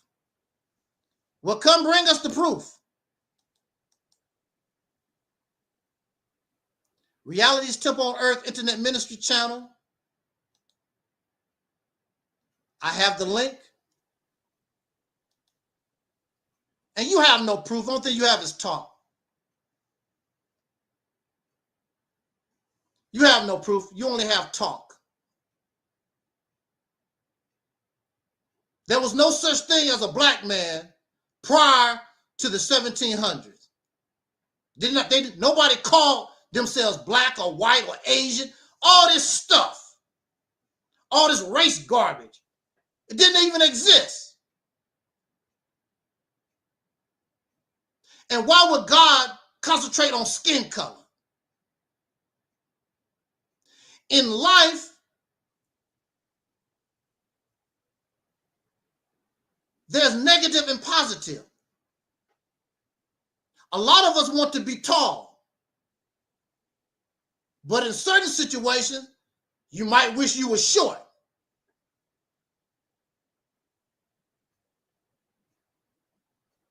There was an advantage if you was black, but you was real light skinned and had European type features so that you could pass.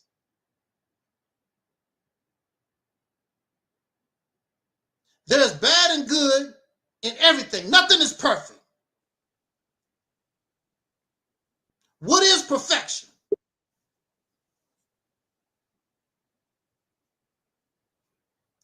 Robert is trying to come through, but he can't get him through.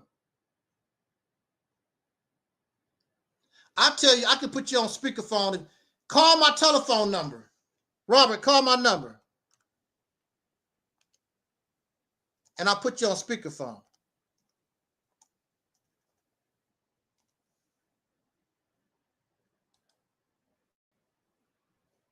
Call my number, Robert.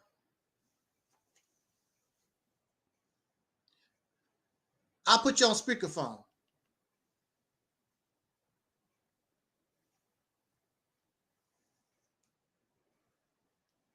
Because it looks like you can't.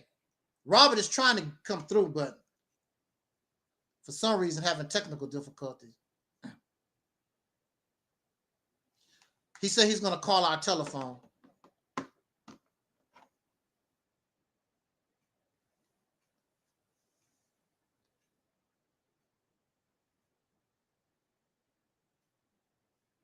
My telephone number is 419-270-5885. 6665 Mescowa, whatever. I can't pronounce that name. MCHEZO. You got the proof. You can. My phone has. I can put you in on the conference call too. And brothers can come here and show us their proof, and I have no problem with that. I can sit back in the cut but we will have questions though. We have questions.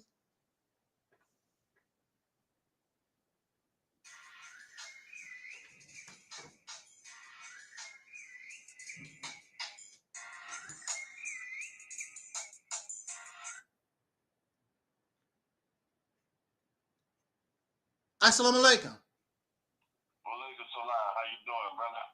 Hey, Brother Rob, what's going on? How you doing? I'm all right, sir. Okay.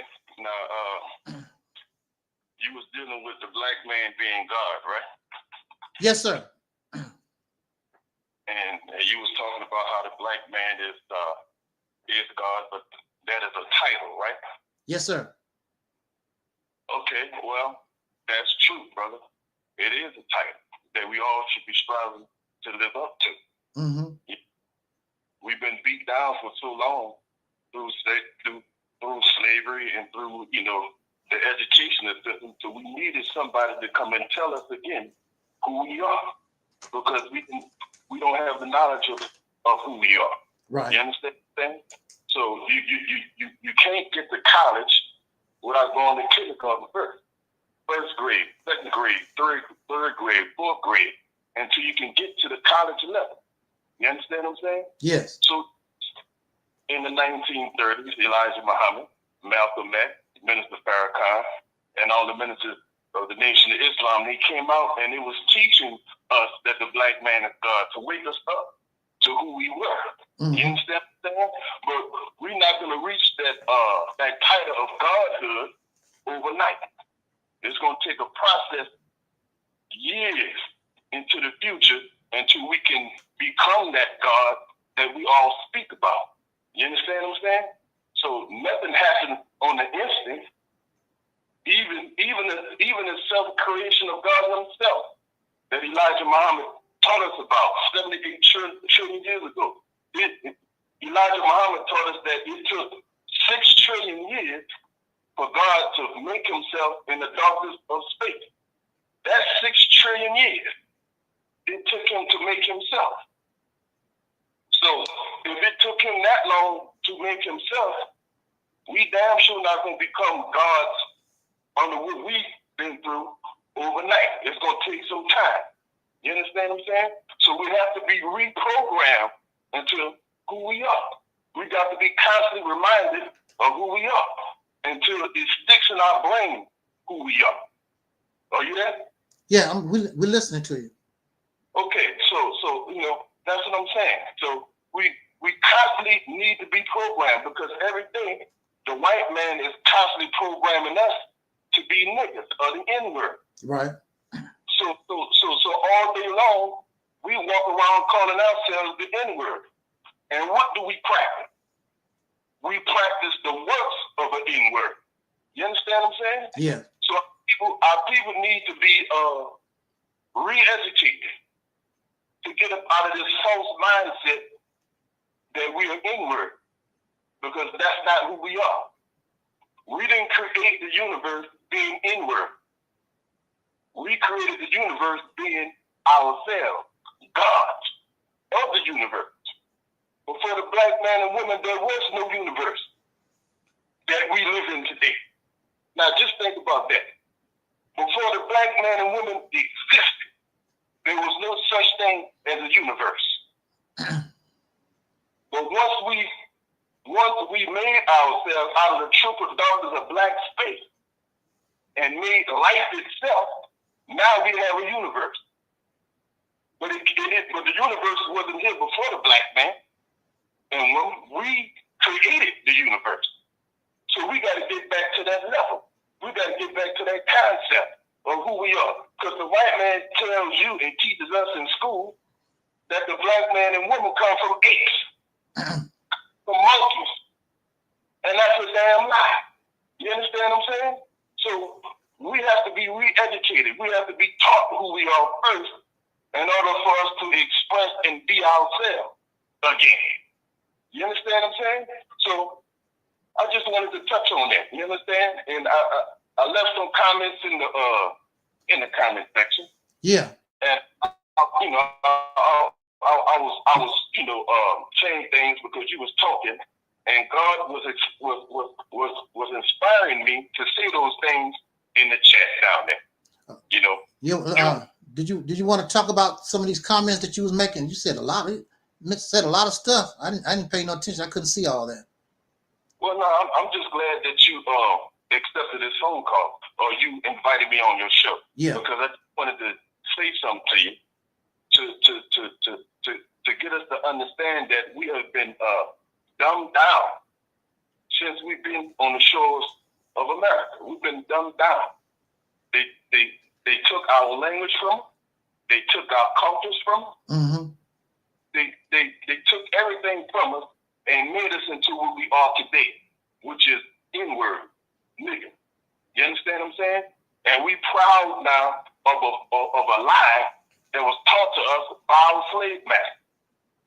And we got to get some money that because we're not N-words. We are not niggas. Mm-hmm. We are not an evil people. We've been made into an evil people because we've been in subjection and in submission to an evil people. So now we are white folks in black skin. We are devils in black skin. But that's not who we are. We are gods. Elijah Muhammad said that every time he looks at a black man, he's looking at God. Mm-hmm. That's not a false statement. That's actual facts, because without the black man, the universe wouldn't be here. You understand what I'm saying? The universe comes from the mind of a black man and from the minds of black men and women for trillions of years. We have been creating life and existence and planets and everything else you want to think of in the universe. It comes from us. Even the white man himself comes from us. You understand? But the white man is a scientific experiment that we are experiencing with ourselves to find out how we can become a perfect people that will perfect the creation, which is not perfect. The universe itself is not perfect. The earth is not perfect. The sun is not perfect. But you can't get a perfect sun, a perfect earth, a perfect planet, a perfect life into the black man and woman is perfect.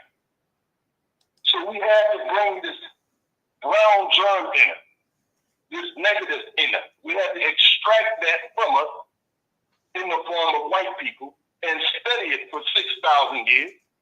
And then once we study it, we can improve on it and eliminate the thing that's been giving us problems since the beginning of time. You understand what I'm saying?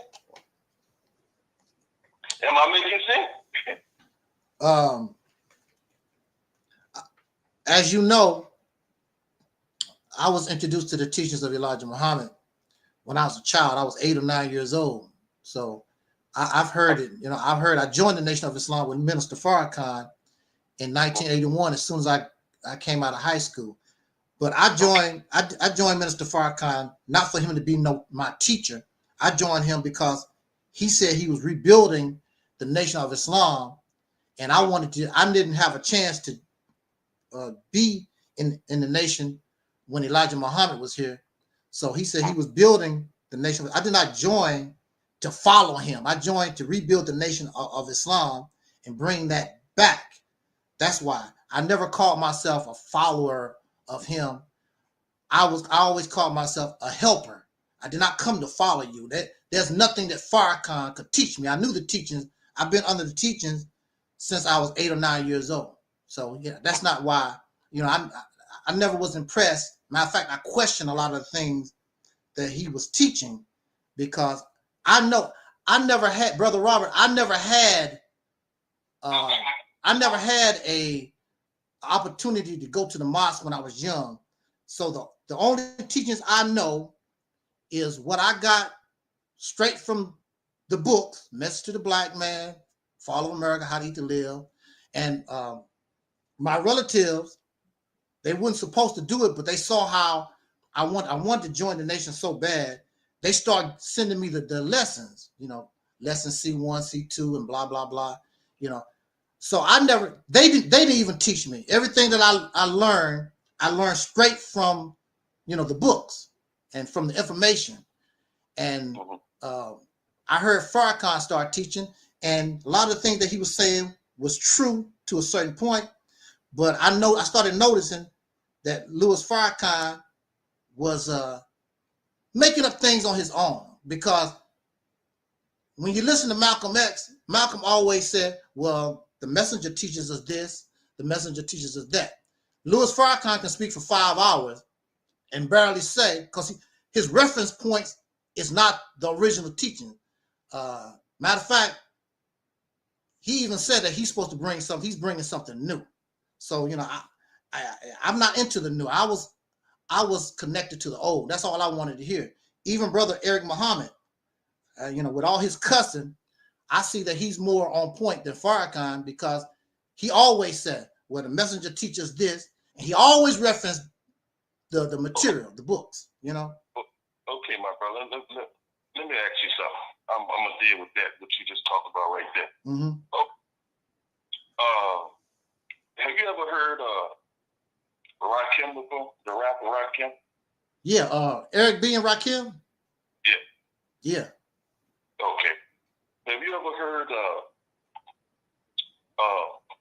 Rapper's Delight? Yeah, that was one of the first rap albums that came out in the early 80s. It was the one that really kicked everything off in the 80s, like 81, 80, 79, 80, something like that. Rapper's Delight. Okay, now I'm gonna ask you a question. Wouldn't you say that Rakim's style of rapping is superior to the Rapper's Delight song, or the style and how they rap? Would you say something? I never liked rap at all, for real. So I can't judge rap. Actually, I liked Rapper's Delight. You know, when rap first came out, it's basically party music. You know, it was fun stuff. It wasn't all this, you know, things that you hear now. It's nasty and derogatory and vulgar now. But you know, when rap first came out, it was hip hop, hippie. You know, it was fun music, party type stuff. Right. And I did like. I wasn't, you know, I wasn't no fan of it, but I liked Rapper's Delight. You know, hip hop to the hippie. You know, I was in high school when that came out. Right. Okay, so my example was this here with Rakim. Rakim is viewed as one of the greatest rappers of all time. You understand? And what I was saying is this, you know, you brought up Farrakhan and how Elijah Muhammad taught back in the 30s, 40s, 50s, and 60s, and how Minister Farrakhan is teaching today. Well, I was bringing up the rap example to show you that, you know, back in the day when Rapper's Delight was out, that was cool. It was fun. It was great. You understand what I'm saying? But rap at that time was still a new thing. So they was rapping in a sort of like baby type of language. Like it was real easy to rap like how they was rapping and stuff. But as time went on, rap evolved and people started to rap different. And they started to rap more advanced for the time. You understand what I'm saying? So basically what I'm saying is this. Rapper's Delight can't come out today and rap like how they used to rap in this day and time and be successful. Mm-hmm. You have to step your game up in this day and time to compete with the rappers today. You can't rap like Rapper's Delight did back in 1979 and sell millions of records today. You gotta rap like Lil Wayne. You gotta rap like Drake. You gotta rap like some of these other artists that's out today. You understand what I'm saying? And that's the same example with the Nation of Islam. We can't come out and teach the way we taught back in the 30s, 40s, 50s, and 60s and be successful in this day and time. Because we heard that before. We don't want to hear the same stuff over and over, decade after decade after decade. So Minister Farrakhan evolved the teachings of Elijah Muhammad. As a matter of fact, Minister Farrakhan said at one time he was teaching on the true history of Jesus. Mm-hmm. And he brought the tape back to Elijah Muhammad. And Elijah Muhammad spanked him, disciplined, and said, brother, I don't want you to teach the teachings as I taught them 30 years ago. I want you to teach the meaning of what I taught. You understand what I'm saying? Mm-hmm. So when you hear Minister Farrakhan today, you're listening to Elijah Muhammad. It's just that the language, he just improved the language for the day and time that we in today. Because we don't want to hear the same old stuff we heard back in the 30s, 40s, and 50s and 60s. That's not going to work today. Just like we don't want to hear Rap the Light style of rapping in 2025. That's not going to work. That's not going to cut it. So it's all about evolving. That's a part of God too. God is about evolving. You understand what I'm saying? As a matter of fact, we evolve. As the Holy Quran said, from a life journey, entering into the wombs of our mothers, attaining stage after stage until we come forth from the wombs of our mothers and we become baby. Exactly. But you don't stay baby. You don't stay a baby, you grow. You become a child. You become a young adult. You become an older person. That's the thing it is with truth, knowledge, wisdom, and understanding. It's an evolving thing. Mm-hmm. You understand? So that's one of the reasons why Minister Farrakhan is so successful today, because he understands and his teacher, Elijah Muhammad, understands that, hey, man, knowledge, wisdom, and understanding is an evolving thing. Sometimes you can look at something that you read 10 years ago, if it's the truth. And you can look at it today and get new meaning from it because we have evolved. Your life has evolved and you see things differently than you did 10 years ago, 20 years ago. You understand? So, yeah, God is a title. The black man is God. That is a title that we all should be striving to live up to every day. Mm-hmm. Because if you don't strive to live up to it, you lose it.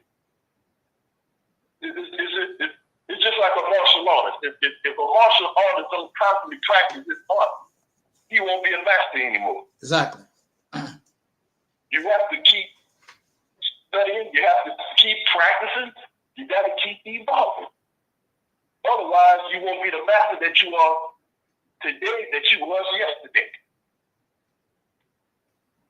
So I'm glad you allowed me to come on your program. Yeah. So being anywhere on the internet, I've been typing. Yes, sir. I'm gonna come out of it. Okay. And I'm gonna step on the world stage with you all. Yeah. You all will hear my voice this year. I know that's right, Brother Rob. I'm glad to hear your voice. I'm glad to hear your voice and have a little. At least I can't see you, you know, the way I want to, but at least I heard your voice, and you know you've been around a long time. You know, much respect. Much love and respect to you. And when I'm looking at you, yes, sir. I'm looking at God. When I look at you, I'm looking at God. You know, certain things. Certain trials and difficulties you've been through in your life. Yes. You, who you are. But I don't see myself as better than you. Mm-hmm. Not too. You understand what I'm saying? Yes. But even gods make mistakes. Even gods mess up. You understand? Since we're living in an imperfect universe, all the gods who've been on this planet Earth for trillions of years were not perfect. But we believe in the Nation of Islam that Master Muhammad has come to perfect us and the universe. So this is a totally new thing that's been happening for trillions of years. This is something new. Mm-hmm. This is why God said in the Bible that he was going to make all things new. Mm-hmm. Well, if he's going to make all things new, then that means that this is a new thing. You understand? So you're a God, I'm a God, we're all gods, but we were never perfect for trillions of years. We never were perfected. But we live in a day and time where we will be perfected. And even in this day and time, we're not going to become perfect overnight. It's a process to being perfect. Mm-hmm. It's just Muhammad Ali became one of the greatest boxers of all time, not instantly, but through trial and error. Mm-hmm. But he's still a God in that ring. When he jump in that ring, he show you that I'm God. You understand? You can't take these down. I can take hits, I can move, I can that. He mastered his craft. Same thing with Michael Jordan. Michael Jordan was a god of basketball. You understand? And so he used to stand at the deck of greatness and godhood and basketball. Mm-hmm. You know, that's what it is, brother. You know, just sometimes, man, you know, through our trials and tribulations, we get disgruntled, we get discouraged, we run into a problem that we think that our knowledge has not allowed us to solve or whatever, and we get beat down, and we, you know, go into depression and all this other type of stuff. But that's all a part of being God. You can't let stuff that you don't understand stop you from growing in your Godship and your Godhood just because you don't understand. You know what I'm saying? Like one time I remember you talking about you being incarcerated. Mm-hmm. And I think you said you don't believe in God because God allowed you to go to jail, be incarcerated. Well, guess what? Joseph went to jail, and your Micah, he went to jail. He went to prison for a long time. But in his jail time, he didn't give up on God. He didn't turn his back on God and say, "Hey, look, I don't believe this. You know, I don't believe in this no more. God put me in jail." He went through what he went through. He came out of jail, and he became king in the land over his brother who sold him out. God put him on top of him to teach him and them a lesson that, hey, if you stay faithful to me, I'm going to elevate you to where you'll be over the people who sold you out. You understand? So just because you went to jail, that don't mean that God turned his back on you. That don't mean that at all. You know what I'm saying? So, you know. Well, I tell you, even before that happened, even when I was a child, I questioned religious teaching. A lot of it didn't make any sense to me, but because I was raised as many people in the Baptist church. Then, of course, as you know, I was introduced to Nation of Islam. That's all I knew as a child. So, and I never was taught that it was a belief. I always thought all these things was real. The word belief never even came to me. You know, I thought these things was real. I didn't believe in God. I always went from, I know God because, you know, this is real. It's real. I never knew that it was a belief. You know, it's something that we believe. I never understood the concept of belief. I thought this, you know, this is a real thing. But being a comic book, I was introduced to comic books in the early 70s too. Right. And I asked the preacher one time, I said, man, how come the stuff that I'm reading in all these religious teachings, how come that's real, but Batman and Spider-Man not real? Because there's a lot of stuff that's in these scriptures and stuff like that. It sound like my comic book. And, you know, he tried to explain it to me or whatever, but that never, and I tried to you know, believe in all that, but these questions kept arising. I just never felt it, but I just didn't know what to do. I just didn't know. You know something. It's like your spider sense. Something is wrong, but you just don't know what it is. You know. So you know, just time went on. I met an atheist one time. I was in front of the mosque, and I talked to an atheist for the first time. And he was making sense to me. But of course, I was in the Nation of Islam, and he didn't really want to argue and debate. He said, "Yeah, whatever. You know, believe what you want to believe." He went on by his way.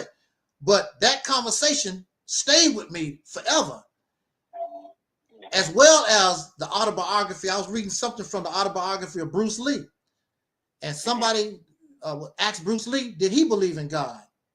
And Bruce Lee basically said, when God come and do these push-ups and run, whatever, I believe in God. I never heard nobody talk like that before. I'm like, what? I never heard nobody. I didn't know what atheism was. What is this stuff or whatever? But, you know, I always question this concept, and you never see this God. You keep giving credit and talking about this person, this God person. Like, where are you? Where is he? You know, everything I ever got in my life, if I didn't do it, it didn't get done. Matter of fact, when I was incarcerated, God didn't do nothing for me. I messed around and got introduced to those law books. I got into the law books and I got myself out of that situation. God didn't do nothing. God didn't do no reading. God didn't do nothing. And then I took my knowledge and helped other people get out of that place. So, you know, I give no credit to no God unless he earned it. Now, if God earned it, I said, I didn't do nothing, just something happened. I'll give God that credit. That's not what happened. I had to work at those law books for hours and hours and hours through trial and error till I got myself out of that situation. I'm not going to give God credit for something I did. And even prior to that, Brother Robert, I reached out to the Nation of Islam because I did help almost 9 years. I did help them for almost 9 years. They told me, oh, brother, that's Allah punishment. That's what they told me. They didn't say, well, brother, we can help you. You know, you're always our brother. You know, you've been here for 9 years. No, they said, you left. Allah didn't do nothing for me when I was in the Nation. What the hell you talking about, man? Allah didn't do nothing for me. The only thing, out of my whole 9 years with Louis Farrakhan, I didn't even get an ink pen. The only thing I got was I had the privilege, the honor of sleeping on pickle barrels, working for the temple. They wouldn't even allow me to have a bed there was an empty bed in the mosque because I couldn't pay to rent the room. So I ended up sleeping on pickle barrels to work for the temple down in the basement. And they let me have some burnt up bean pies. We had this, what do you call it? With the East St. Louis school system to make bean pies for them. And some of them got burned up and they let us have the burned up ones. They didn't look pretty. So they gave the ones they couldn't sell that didn't look pretty, they let us have. That's it. Out of my whole 9 years. Out of my whole 9 years, the only thing they ever done was take. That's the only thing Nation of Islam ever done was take. They didn't give us nothing. You know, my relatives, all of them are in their 70s and 80s now. They don't have nothing. They was here when Elijah Muhammad was here. So they've been in Nation of Islam a long time. They have nothing to show that they've been in Nation of Islam 50-some years. They don't have nothing to show for it. If it wasn't for their jobs, they wouldn't have no pensions. They wouldn't have nothing. The Nation of Islam, one thing they did was just take. I'm not doing that. You know, and it was exciting at first, Brother Robert, when I first joined Farrakhan. I was 17, turning 18 years old. And it was exciting at first because I never been out of my hometown. And I was able to travel a lot of the country. You know, Minister Farrakhan was going to different places. And I was blessed, as they say, to go to. I was with Minister Farrakhan when it was only 30 people in the meeting. I was with Minister Farrakhan when he wore the same old shoes and the same old raggedy suit. He was poor. He was real poor. And me and brother, what's that brother name? Brother Frank. Brother Frank was the mechanic of our temple. And Brother Frank would take me to Minister Farrakhan's house, and he had an old Lincoln, I believe, and an old Cadillac. That's what they was using to go back and forth across the country with. And Brother Frank, they called him the official mechanic for the nation at that time. And I would go with him, and we would keep Minister Farrakhan's cars on the road. And I was there when they published I wasn't there when they published the very first final call, but I was there when they published the number 2, the second final call, and so forth. And because Minister Farrakhan, we used to go get them straight out of his house. Before they got the final call building, we was getting stuff out of his house. Then they bought the final call building. So, but you know, like I said, all that was exciting at first. And I wouldn't take nothing back because I learned a lot of things. I met a lot of good people, things of nature. But as I grew, see, I was 18 years old. I never done nothing. I never been out of the state. I was in so all of it was exciting. Then you meet all these different people.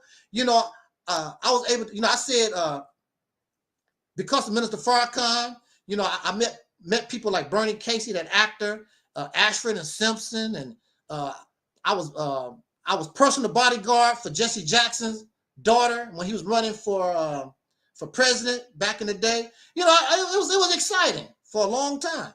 But, you know, that starts getting old when you need some money in your pocket. You know, how I'm going to do something. I got, you know, something got to change here.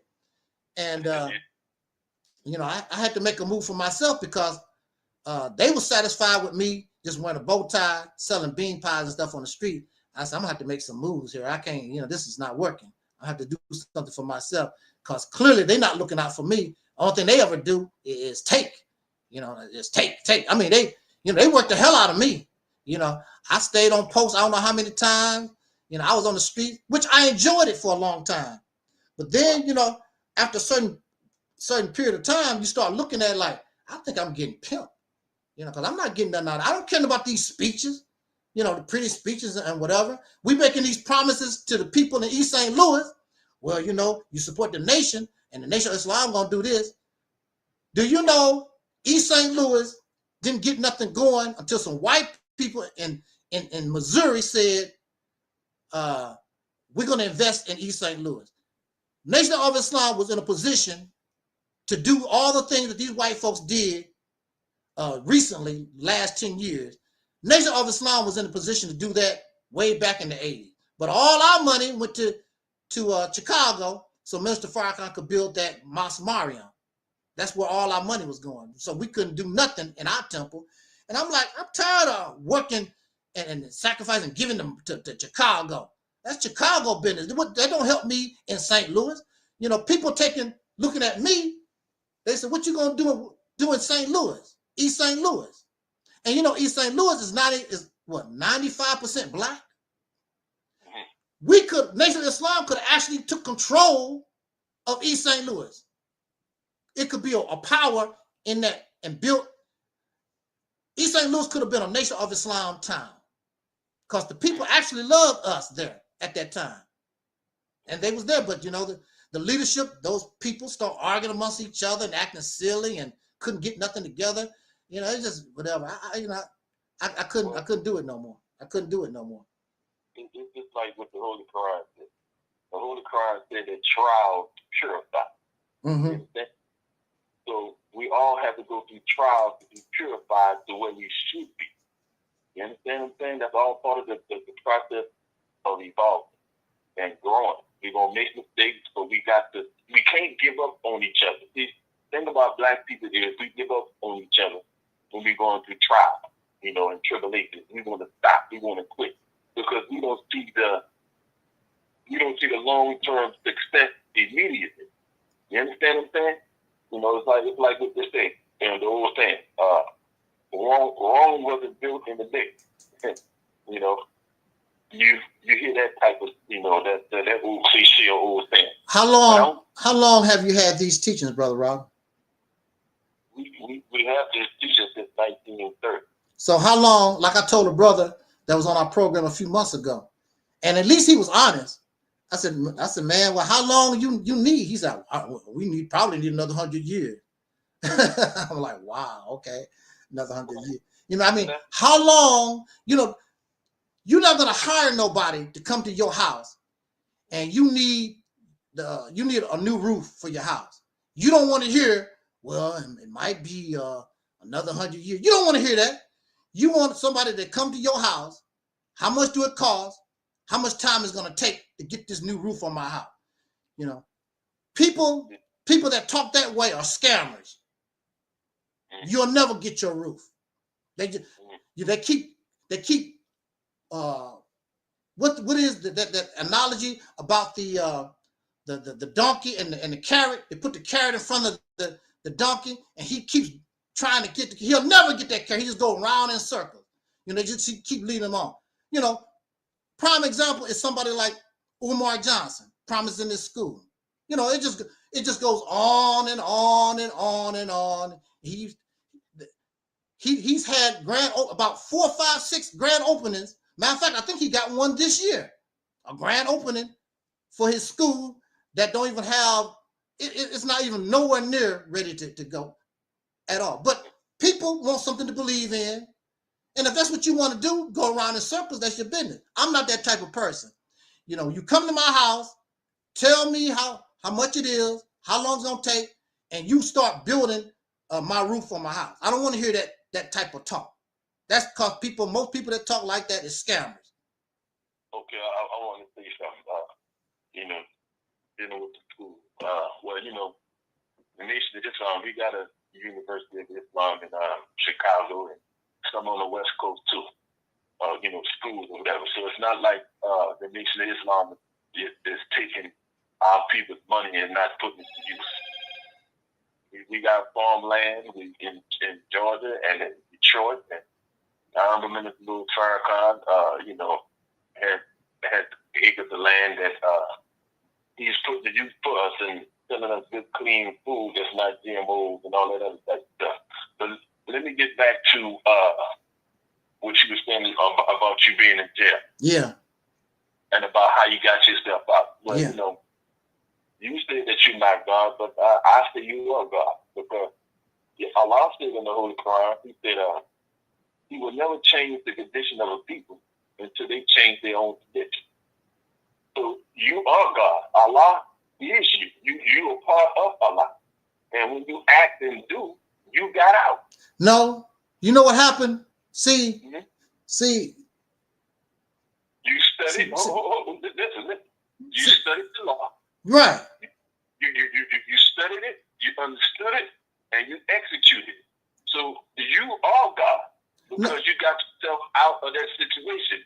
And Allah said in the Quran, He will never change the condition of a people until they change their own condition. And that's what you did. Well, so I'll change your condition. You are part of Allah. No, I'm not part of Allah. I can't do that. See, okay. I've always been good. I've always been good in English and reading skills. And when you're dealing with the law and things of that nature, you have to be able to comprehend, those papers, the paperwork and all that type of stuff. I've always been good at that anyway. And if I was introduced to those things early in my incarceration, I probably could have got out earlier, but I was ignorant to those things. And it was like 5 years later down the line, I was introduced to those things by helping somebody. I helped a white guy. He brought me the first paperwork that I ever saw. It came from this white guy. His name was Danny. And Danny brought it to me. He said, man, I know you know, because see, I was already filing stuff in that place, but it was using their system. You ain't gonna get nowhere. I mean, the whole thing is their system, but this was an in-house incarceration type crap. You're not gonna get nowhere with that at all, but I did it anyway. So Danny knew I knew how to read and write pretty well. So Danny said, man, you know how to read and write well. My lawyer gave me this paper. What do this mean? I said, what is this for, Danny? He said, it's to help me get out of here.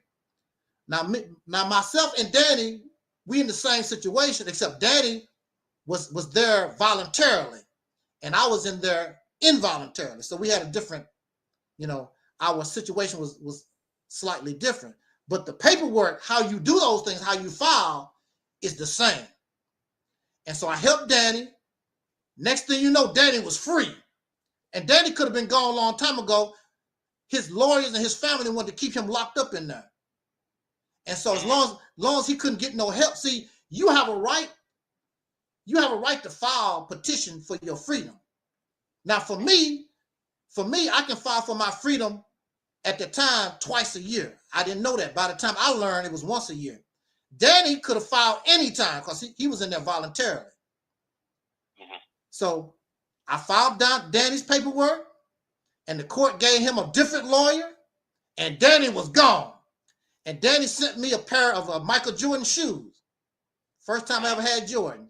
And Danny sent me a pair of Michael Jordan shoes. I never had a pair of Michael Jordan shoes. They're good shoes. Right. Which I actually played basketball in. I didn't get them to look good. I actually played basketball in. But I didn't. That was my. Now, what caused me to come into the current direction where I'm at is when I heard Pastor Ray Hagan, and somebody told me, because see, I was in there clowning. I'm still Nation of Islam basically, and I'm calling these people devils. Adolf Hitler. I'm telling them how God gonna punish them. They were like, "Yeah, sit your crazy ass down." They did not care nothing about all that. Matter of fact, I had a private meeting with one of those doctors, and he told me outright, he said, if you don't sit your silly black ass down, you are here, do what you told, and we might let you out of here.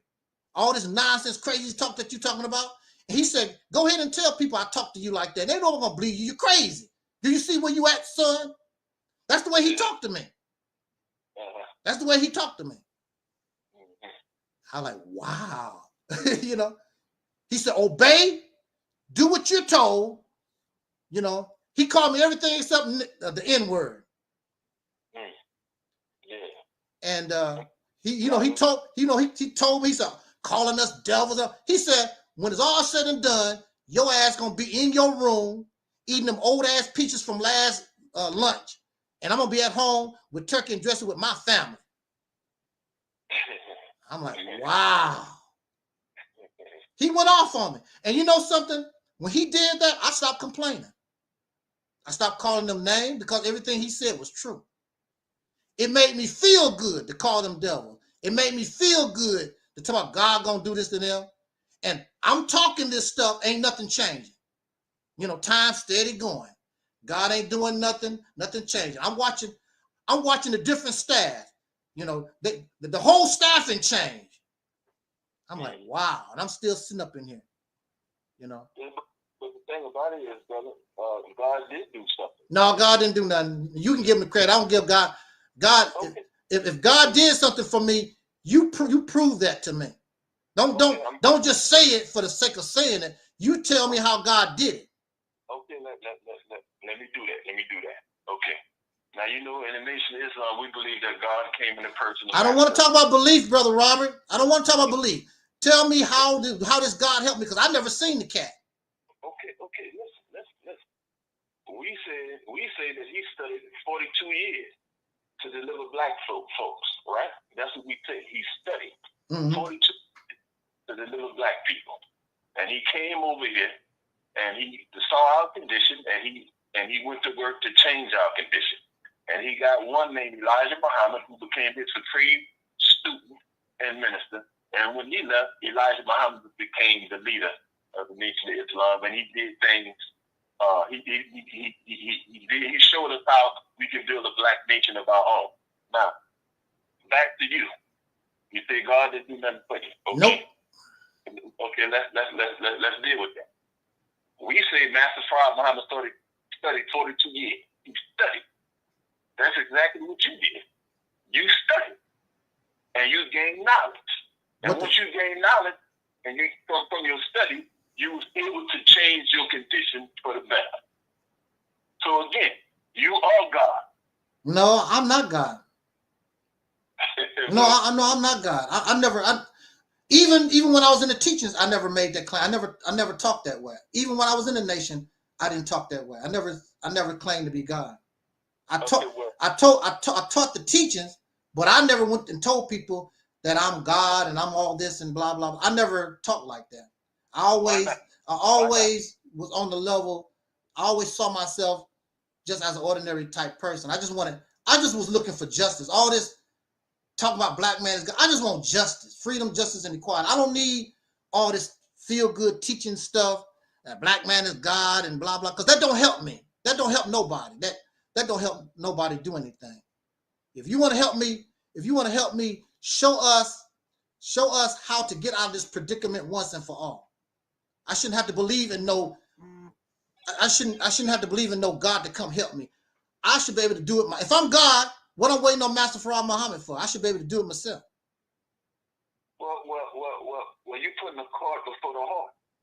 You see, somebody had to come and teach us who we were first in order for us to become what we always were. You understand what I'm saying? We've just been asleep to who we were. But somebody had to come and teach you who you are first in order for you to be to have a chance at being yourself. That's why Elijah Muhammad taught us about knowledge of self. Knowledge of self. We didn't have the self before Elijah Muhammad. What is this self that we lack the knowledge of? Well, we didn't know who we were from Jump Street. We didn't know our origin in the world. We believed everything the slave master taught us. Like I said, they taught you and me that black people come from apes. Well, that's not actually the teaching. What Darwin said, that human beings came from out of a family of ape-like creatures. That's what they didn't say that we came from apes. That's not what Darwin taught. He didn't say that we came from monkeys and apes. He said that the actual Darwin theory, we came from the lineage, came from a ape-like type creature that spawned branches from that spawned the different branches that caused the modern humanity to come into existence. That's not they didn't say that we came from that people came from apes. That's not Darwinism. So I want to correct that. I mean, because I hear that all the time. Apparently people didn't, and they taught us that in school, grade school. Because I don't remember. I'm like, Darwin never taught that human beings came from apes. He said it came from, and then this is another thing. All of us, if you go back to our origins in the womb as an embryo, when you look at you can go do a Google search. Look at all the embryos. All of them basically look similar. The turtle, the human, the chicken, all of us got to be born, developed in water. And we all look like some kind of little fish creature, embryo. We all, matter of fact, we actually are living water, and it's a little dirt that's holding us up. We're over 70% water. Because my uncle, I forgot how much he was, but he was a tall person, pretty heavy type person, and he was cremated, and his ash was like 7 pounds or something like when they finished cremating. And that's all we are. We're nothing but living water. Without water, we die. Well, right. And that's exactly what the Holy Quran says. Yeah. It all comes from water. But it also talk about being made out of mud. Ain't no flesh made out of no mud. You can't make no life out of no mud. It made them out of dirt and mud and breathe. You can't make nothing out of no mud and no dirt. Well, mud is water mixed with black. Yeah, but see, if human beings is 70% water, mud is less than 70% water. So we can't be out of mud and dirt, especially just plain old dirt. You need water mixed in there. But mud itself is way less, more mud in it than water. So we can't be made out of mud. Well, the Quran is saying that, but this is more to it than just that. I know it don't make any sense. That don't make any sense. It don't make any sense. It's actually talking about the self-creation of God when He created Himself. And who is telling this story? Who is telling this story? Because, see, my mother, I don't even know if my mother is my mother, because I don't know if that's really my mother. A lot of people find out that the person they call a mother is a foster mother, or their grandmother is not their biological mother at all, because we don't really know. We have to be told that. We had to be told that by somebody who was here to witness that and have an understanding of that. Who was here to say that God created Himself 66? How would God know that He created Himself 76 trillion years ago? There was nobody around. He wasn't around. How do He know that? It don't make any sense. Well, it's like this here. No, you can't. You can't explain that one, bro. You can't. How do you know how old you are unless somebody recorded and told you? You don't really know. Okay. Let me give you an example. Elijah Muhammad taught us about the moon being blackest from the earth 66 trillion years ago from high dynamite explosives. Mm-hmm. Okay. NASA went up to the moon, got some rocks, brought it back from the moon, and said that they smelled a smell like gunpowder. Mm-hmm. Wait a minute. Now, if Elijah Muhammad said that, and he said that his God told him that the moon was blasted from the earth 66 trillion years ago from high explosive dynamite, And then in the 60s, they go up to the moon and brought back apples that smell like gunpowder. Then that should let you know right there that, hey, somebody knew something about the moon being blasted away 66 trillion years ago. As unbelievable as it sounds, if fact is fact, it don't matter how old it is. If you smelling gunpowder from samples, from rocks from the moon, then that should tell you right there that God came in the person, the master fire behind it, because only God knows what happened trillions of years ago. Okay, check this out. When you're an astronaut, right? You can't live on the moon, right? We can't live on the moon. The moon, you cannot, the atmosphere of the moon, you can't breathe. There's no air on the moon, right? Right. Okay. So that means they have to put on this helmet, and you have to have an artificial oxygen in that suit in order for you to breathe, correct? Right. Just like a diver going into the water, putting on that scuba gear, right? Right. He's getting his oxygen from that tank, correct? Right. Now, so how can you go to the moon? There's no oxygen, there's no way that you can interact with that atmosphere, because that atmosphere would kill you. How would you smell gunpowder through your suit, and your suit is not getting no kind of oxygen or nothing from that environment? It's self-contained. How are you going to smell gunpowder? Well, they said they brought it back from the moon, and they smelled it. Okay. What do you know about dereliction or whatever, things that blow up or whatever? How long do you think something is going to smell like whatever caused the gasoline, or how long you think that's going to last after that blast? You think it's going to last 66 trillion years? And then when somebody come up there, I smell the gas. They must have blew the earth up with some gas. I smell gas in here. It don't. All those things over time fade away. Okay, well, let's deal with that.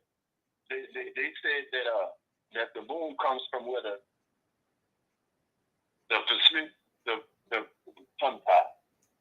Pacific Ocean comes from, right? They said it was blasted from that point. And the earth, the water stayed here, and a chunk of the earth went out, and the water stayed here. You're right. And the water was turning over as the blast did, and the water from the moon fell to this earth, called Earth, and that's what the Pacific Ocean is. So, but we was taught that this God was very angry with us because he couldn't get us to speak the same dialect. Right. So he decided to destroy us, to kill us, to destroy the planet. He wasn't trying to make a moon. He was trying to kill us all off. But he failed to do that.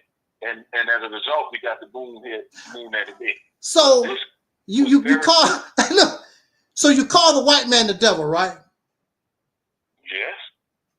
But the white man ain't never try to blow the earth up and make another moon. Now you got a guy here that you call God, and he's holy and righteous person.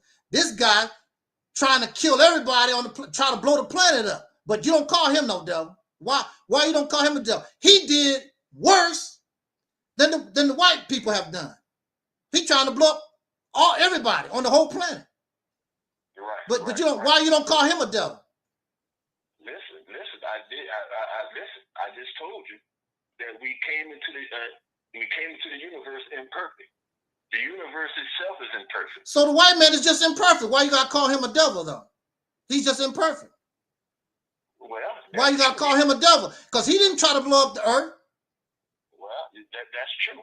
But today they got nuclear bombs all over the earth, white folks. So they do have the thought in mind to destroy this planet. They got the same thought he had. But it still wouldn't blow up the earth. They can assume or speculate anything. It'll kill a lot of life, but it wouldn't, their little nuclear weapons, whatever, it wouldn't even hurt the earth like that. As far as the earth concerned, they're like, them idiots and killed themselves off. Oh, well, the earth will go right back to the jungles, the way that it was prior to human beings came here. That's what would happen. But here's a guy, and this is another thing, because the other story that I questioned too was the story of Yaqub's people coming back amongst the holy and righteous folks, and they blamed them for a lot of trouble, and you know they round them up and marched them across the desert to Europe, and you know that story there, right? Yeah, I know. Don't you think that's inhumane? First of all, you assume, because I'm reading the story, you assume these people was the troublemakers. The story don't say they just said they assumed that they was the troublemakers and they rounded them out. There was no trial. There was no jury. There was no justice. It was just speculation, and they rounded these people up. Then you took all their clothes, only enough to cover up their private part, and then you marched them naked, half naked, across the desert. Don't you think that's inhumane? That's evil. That's sort of wicked. Why, if you had a problem like that, why you couldn't just say y'all gotta leave? Give them some food, give them water, and you know, and let them go across there. Why you gotta punish them, hurt them like that, inhumane, without a jury trial, with no, just speculation and assumption? See, if that story, Brother Robert, if that story is true, now you understand why the white folks went against black people like that, for treating them that way. So we're gonna pay you back for what you done to us. Okay, but wait a minute. We invited white people in. We was kind to them. We invited them in peacefully.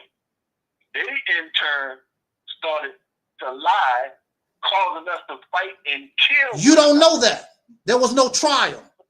Listen, I'm going by what the teaching said. I know what the teacher said. What I'm telling you, that the story don't say nothing about a trial. It don't say it was nothing but speculation and assumption that these people was the one that caused these things. Well, according to the teacher, that's not justice. That's not justice. That's not justice. People deserve a trial. People deserve a trial. They deserve a chance to get before people and show evidence. I didn't say that. I didn't do that. That's not justice. So how can you raise up a flag, talk about freedom, justice, and equality, and you deny freedom, justice, and equality? Because that was not justice. People deserve an opportunity to defend themselves, face their accusers. In America, you're supposed to have the right to face your accusers. Right there, them people said just because they were strangers in town, oh, it must be, just like they blame the immigrants. When, you know, people come across this border or blame the immigrants.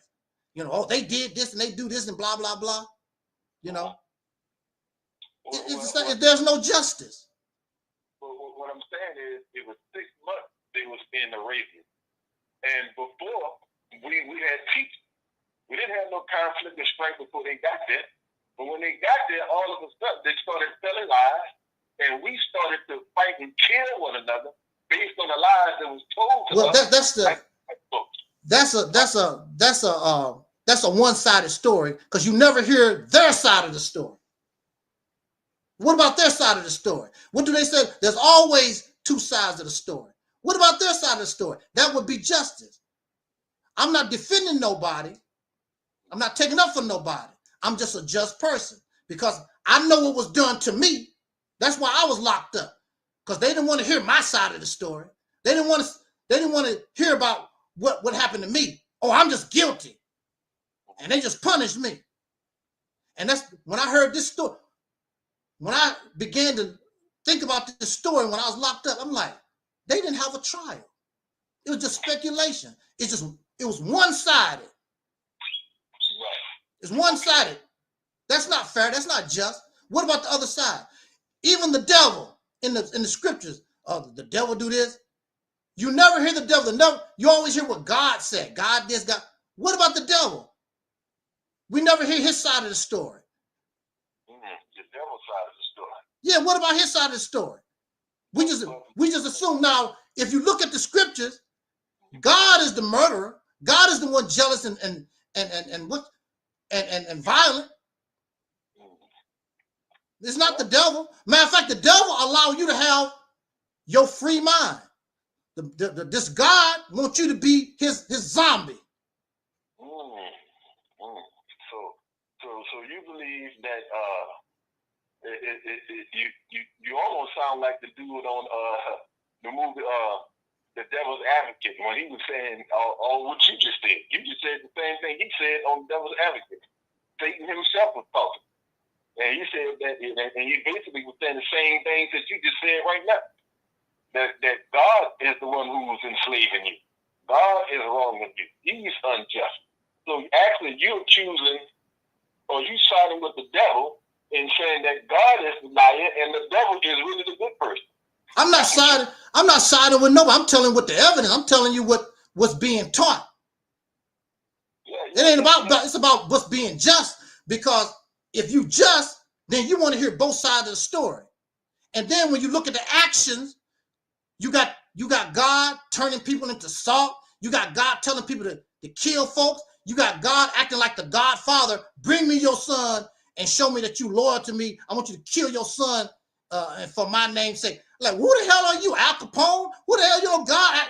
Is he Al Capone now? I mean, what the hell?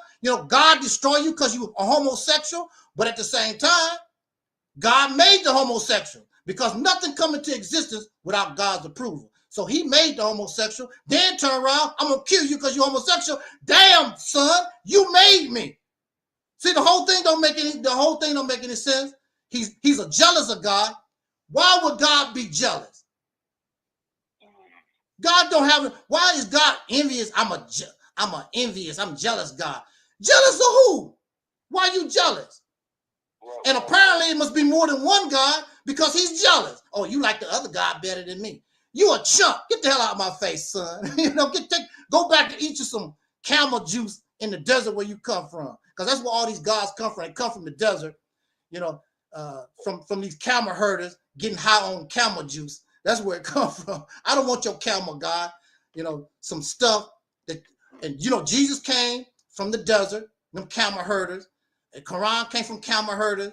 I was born in America. Only thing I know is about America. If God want to talk to me, why don't God raise up an American messenger? Don't bring me some supposed to be biracial person from Arabia somewhere. No. And apparently you must think the American black woman is not good enough for God. Why Allah cannot give an American descendant of slaves, victim of Jim Crow, why can't he give that female our messenger?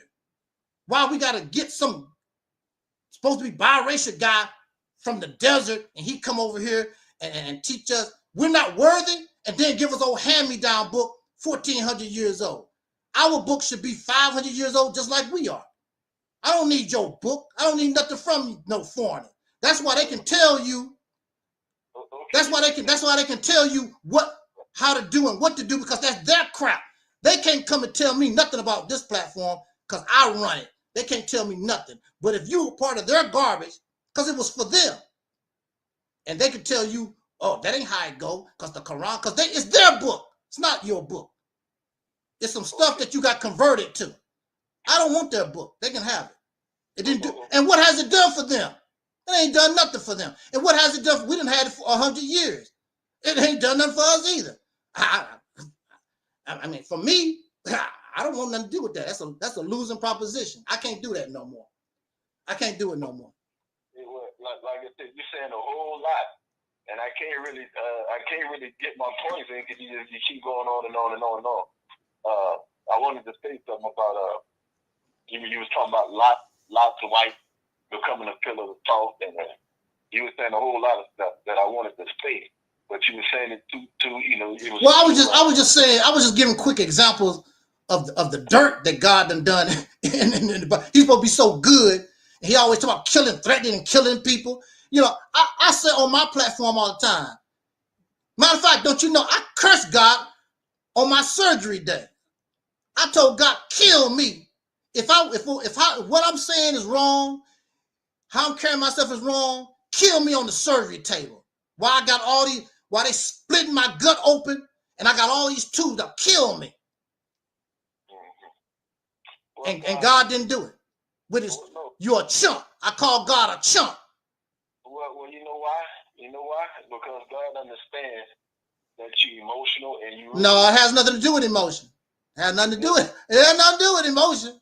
No, It's like what they said in the Nation of Islam, show and prove. Show and prove. You making these claims and you saying this and that, show and prove. And these things have not been shown. You can believe anything that you want to. You know, to me, it's nothing but a big scam, because if somebody gonna put a roof on your house, they go ahead and put a roof on your house and you go about your business. You know, if you know what you're doing, if you know what you're doing, like I've had people come and do work for me. I give them their money, pay them half of the whatever they charging or whatever. They come out, boom, boom, boom. Especially these Mexicans. Them Mexicans some bad boys. I have to give them their credit. They come in, boom, boom, boom, and go about their business. You know, that's the way we're supposed to be. We ain't supposed to be hanging around, waiting, talking about, oh, it's gonna take 100 years. Oh, it's gonna take 200 years. That's because you don't know what you're doing, or it's a scam. It's either two things. You don't know what you're doing, or it's a scam. One is there's only two things. I got a question for you. Let me ask you this question. Yeah. How many years did it take for America to become a nation? I don't know what it was. I really don't know. It didn't take that long, I don't think. Well, we was over here since 1555. Black Yeah. people. But at the same time, it was not the intent for them to become no nation when they first got here. You know, America was a corporation. It was a business. It was a business for Great Britain. That was not the intent to make no nation when they came here. The nation building started. The thought of building a nation came when these people over here was like, damn, we're doing all the damn work, and Britain getting all the damn rewards. The hell with that. That's when the nation building started. This place was a corporation when it first got started. It was everything they was doing was for in the name of the mother country. That's what it was. They did not come here to build a nation. They came here strictly for what is beneficial for England. So it wasn't a nation in 15 something. It was for the benefit of England, Great Britain. So what was the purpose of slavery then?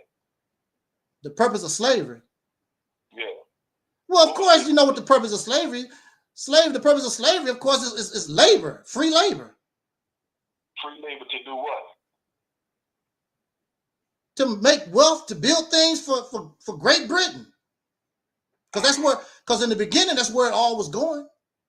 It was for the benefit of the mother country. Like I said, these people start looking at themselves like, man, we doing all the work. We fighting the Indians and the Bears and sending all this, you know, and England getting all the profit. The hell with that. And you know, as time went on, they start developing a lifestyle of their own, you know, different from Britain. And they was like, we don't need the support of Britain. You know, we making it and whatever. All this should be ours. And those people decided to make it there. They decided we're not doing that no more. And they went to war with the mother country. And what year was that? What year was that? I don't know. I'm not a historian. I don't know what year it was. I don't know when folks made up their mind, when they realized, you know, we can't do this no more. Well, I think what kicked it off, well, according to their history, I think what kicked it off was that tea tax. I think that's what kicked it off. They was making them pay, because you know they was tea drinkers. I still think that Englanders, you know, people from Great Britain, I think they still love their tea. And so they they taxed that tea. They was like, oh no, we doing all this work and you gonna charge us? We doing all the damn work and gonna tax the tea? Oh, that would piss them. That would really started kicking them off, made them look at it. Hey, we need to kick this in the bud. And so ultimately, slavery, our enslavement for 310 years was to benefit white people here in America. Well, actually, it started off in England. It was to benefit England. And actually, because, you know, England was a slave country. You know, they practiced slavery. They brought slaves over here with them. And all of them weren't slaves. You know, they did have some free black people that came over here too. They brought free blacks came here from Britain, and also they brought some slaves with them here. But the majority of our 310 years of slavery was to help this white man to establish this country called America. You understand what I'm saying? Exactly. So my point is, it took us years for this thing called America to come into existence. It took years. And so I think we, the Nation of Islam, is doing pretty good because we're only, 91 years old? And we're doing the thing. You know, we getting it started. It's not perfect. It's not where we wanted to be at. But if we keep working towards the goal, one day we will get there. Well, I say the best way, and I'm pretty sure you done heard me talk about it. I say that the best way to get things started is this vision that we call the Mississippi Campaign. I think that's the best way to get things to going, because in that vision, in that plan, everybody's idea can work within that plan, because the Mississippi Campaign, the vision, it puts all these ideas under one umbrella. You're not going to be successful. Nation of Islam is not going to be successful by itself. The Moorish Science Temple is not going to be by Pan-African. That's not going to happen. You got to put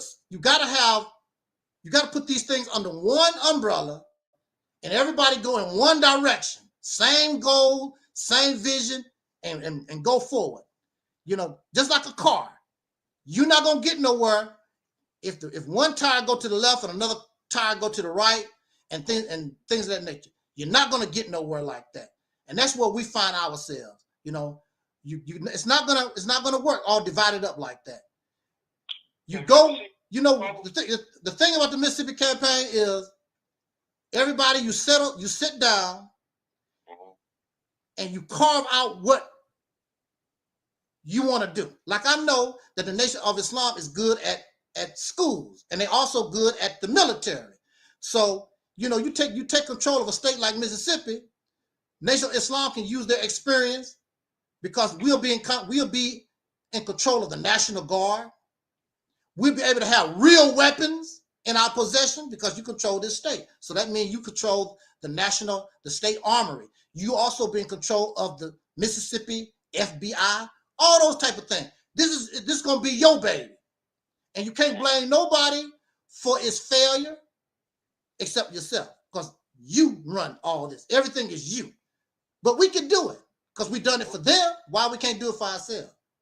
Okay, well, let me ask you this here. Yeah. You seen the first car before? The first car? Yeah. Like a Model T? Yeah. The very first car. Have you ever seen one before?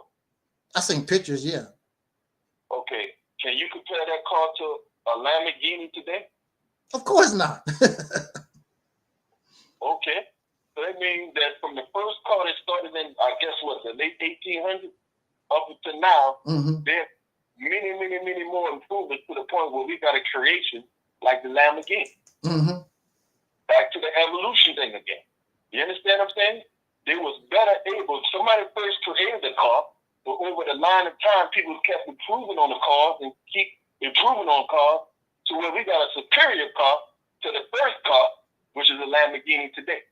So like I said before, yeah, you're not gonna the great goal that you want to reach overnight. It's gonna take time. Well, with the Nation of Islam, and that's the same thing with black folks in America. We got to keep evolving. We can't throw away the first car just because we don't like it. If you throw away the first car because you don't like it, then you'll never get to the Lamborghini.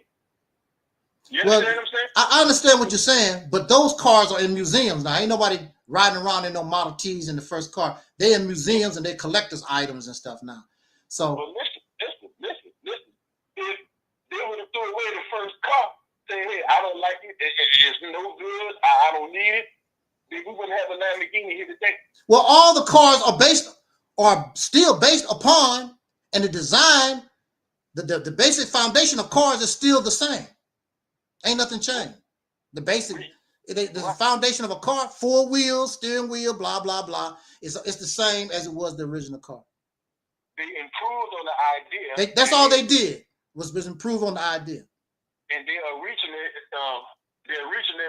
eventual perfection through the cars we got today. Yeah. But So they didn't give up. Listen, they didn't give up on their original model. They didn't give up on it. They just improved on it. Exactly. And that's what I say. I say that my ministry is an improvement. I'm saying that I am the Lamborghini. I am the rocket ship. That's what I'm saying. But at the same time, if you really look at me and listen, really listen, not hear, really listen to what I'm saying, you still hear. Matter of fact, even people even tell me, you sound like one of them Nation of Islam guys, because that's where I come from. I'm still there. But I am Dr. King. I am Malcolm. I'm learning from all our people, from all these different things. But I'm learning, I'm trying to understand why they fail. So we brag about their success. I'm trying to figure out why did it fail. So I won't fall into the same hole. I won't have the same problem. Why did they fail? You know, we don't want to accept failure, but they did. All our people failed. That's the reality of it. They all failed. They wasn't successful. They all failed. So we have to understand, why did they fail? And you want all this time because you don't have an idea. You don't know what you're doing. That's why you talk, oh, we need 300 more years. No, you don't. No, you don't. You can accomplish, we could take control of the state of Mississippi in your lifetime. Within the next few years, we could take control of that state. I got some points, and I'm gonna let you go because we've been on here all day. But what I'm saying is this here. Okay. You said that what you just said? You said something about I forgot what I wanted to say. You're saying a lot, but there's a lot in what you're saying that I want to bring out. Yeah. What I'm saying is this here. You said that our people failed. Our people failed. Our people failed. But guess what? I'm gonna ask you. Mm-hmm. Who caused Dr. King to fail? Who caused the Honorable Marcus Garvey to fail? Who caused Dr. X to fail? Who caused that? Because Minister Farrakhan is still here. The Nation of Islam is still here. They haven't failed. They still here. That don't mean nothing. Because you still here, don't mean you didn't fail. Just because you still here, just because a remnant of something old, whatever.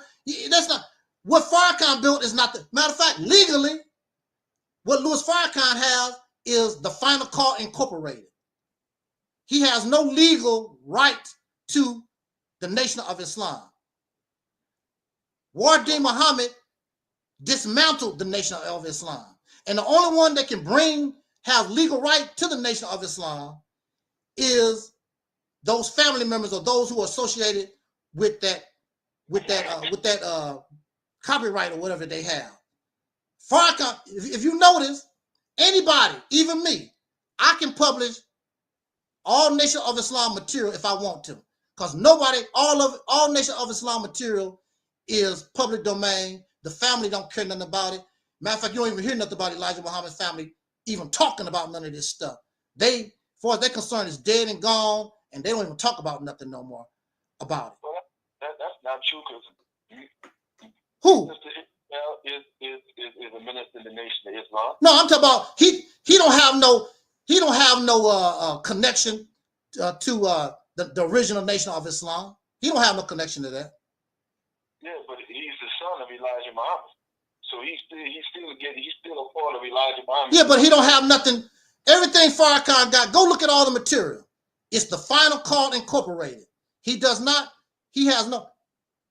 I could call myself the Nation of Islam if I wanted to. Then it'll be confusion. Well, who's the Nation of Islam? And Farrakhan couldn't even sue me because he don't have the right to use the name Nation of Islam. Well, according to Elijah Muhammad, he do. No, he don't. He was just a minister. He wasn't part of the organization. He wasn't part of that. He was just a minister, a representative. He wasn't part of the he don't have no right to the material or none of that Nation of Islam thing. He don't have no right to that.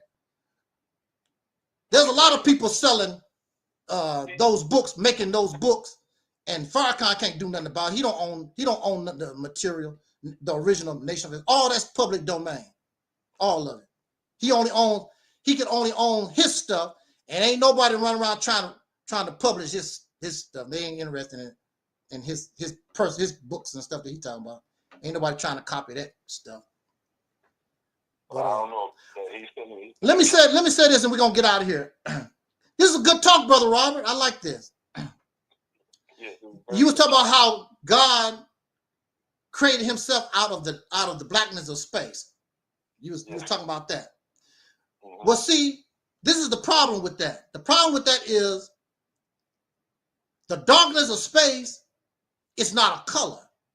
Dark only means void of light. It's not a color. So that means color is there. You just can't see it because there's no light. But when you turn the light on, now you can see all the different colors and things of this nature, blah, blah, blah. Because the darkness of space only means in some parts there's no, there's no light. It's not lit up. Like when you turn on light, when you turn on your light, you can only see basically what's lit up by the light. But that don't mean some other things aren't there because you can't see them. You can't see them because they're in the darkness. The light, you can't see because there's no light. So how could he develop himself, or how could we actually say that God created himself black out of the darkness of space when there's color? We just can't see the color because there was no light. Well, black is not a color. Black is the essence from which all colors come from. So black is not really a color. It's the essence from which all colors come. And Elijah Muhammad said that the sun up there, which is a red ball of fire, gives everything its color. But black is not a color. You understand what I'm saying? That's the essence from which all colors come from. You understand what I'm saying? Well, I'll tell you something else about black. Until you come into the light, you're dead, because you're dead or underdeveloped.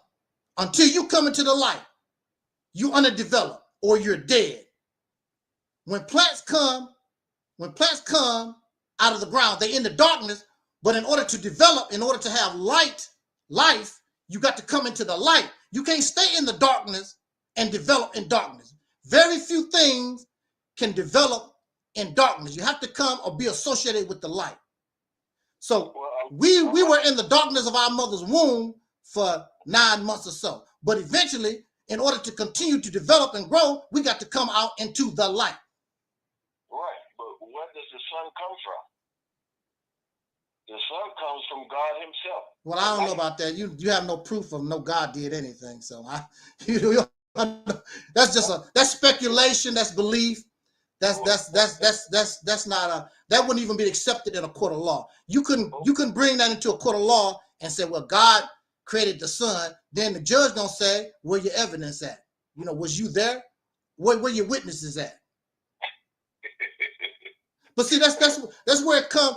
See, that's the thing about belief. Belief does not require evidence. Either you believe or you don't. Your problem is going to be you believe, but you're going to teach it like it's facts. And when people start asking you these different questions or whatever, you're going to get messed up. You're going to get tangled all up in these things. It's just like, I used to watch the Spider-Man cartoon. Which is based off of black people. Huh? Which is based off of black people. Yeah, whatever. But no, that's fact. That's not whatever. Yeah, I know black people do everything. Black people took the first dump. I know everything. That's cool. Black people. But you know what, something? Why do we want to always claim stuff? Why don't we claim that black people was the first murderer? Black people was the first rapist. Black people was the first killer. The first one that had STD. Why don't we talk about those different things? Why don't we say that black people started the first war? Things of that nature. Black people was the first ones that caused environmental destruction. Why don't you talk about those different things? Why we always got to talk about, well, black people did this and black. If we're going to tell the story, tell the whole story. Don't tell just a little taste so that you can feel good and like you holy and righteous. Because there's no holy and righteous people ever been on this planet. Nowhere. At no time. None. Can Can you prove that? By looking at looking at us now. Yeah. Looking at us now. And there's none according to history. All the history they found, there's no people. Now you can got that makeup history, makeup history. That's just some talk. There's no archaeological evidence to nothing. But all the history they done dug up, people been screwed up ever since recorded history. Ever since civilization. Matter of fact, there's nothing civilized about civilization. Civilization is created by violence. All civilizations are created by violence. They start off as a small tribe, and then as they get bigger, they have more resources for their people, so they attack neighbors, and they take their land, they take their women and children, usually kill off the men, and keep expanding and expanding and expanding.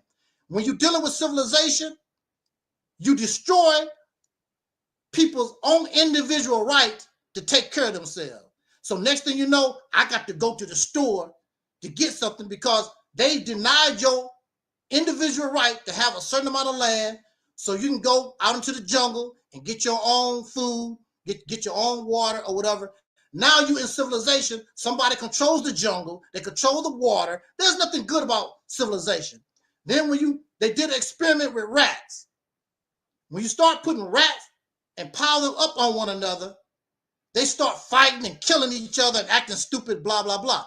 But when you give all the rats the proper food they need, the proper space, they get along and peaceful. But we got people crowding these cities. You got people all crowded. The more people that you bring to this planet, the only thing you're going to do is bring more and more violence because there's not enough resources for everybody. Because everybody deserves to have their own space. That goes back to what I was saying about when white folks came to Arabia. They started making trouble among us. Well, that's a story. That's a story that you believe. There's no archaeological evidence. That's just a story that's been told.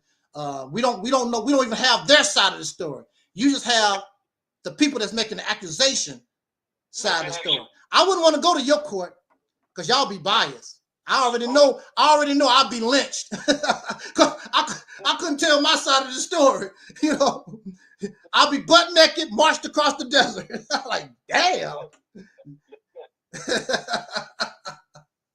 did the white man do when he came to America and he saw the Indians here? What did he do? Did he kill them all?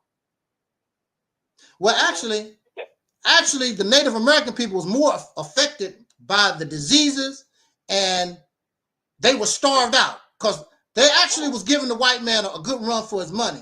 What caused them to really lose the fight was they were dependent upon the buffalo. Many of them was. Who showed how to survive in America? Who showed the white man how to survive in America? They did. The native people did. They did. Okay. And you know something? People, they still do it. Do you know that these people still do that? I watch a lot of National Geographic, and they just recently found a brand new primitive people. And those people greeted them the same way they did those 100 years ago. These primitive people, they did the same thing, greet them.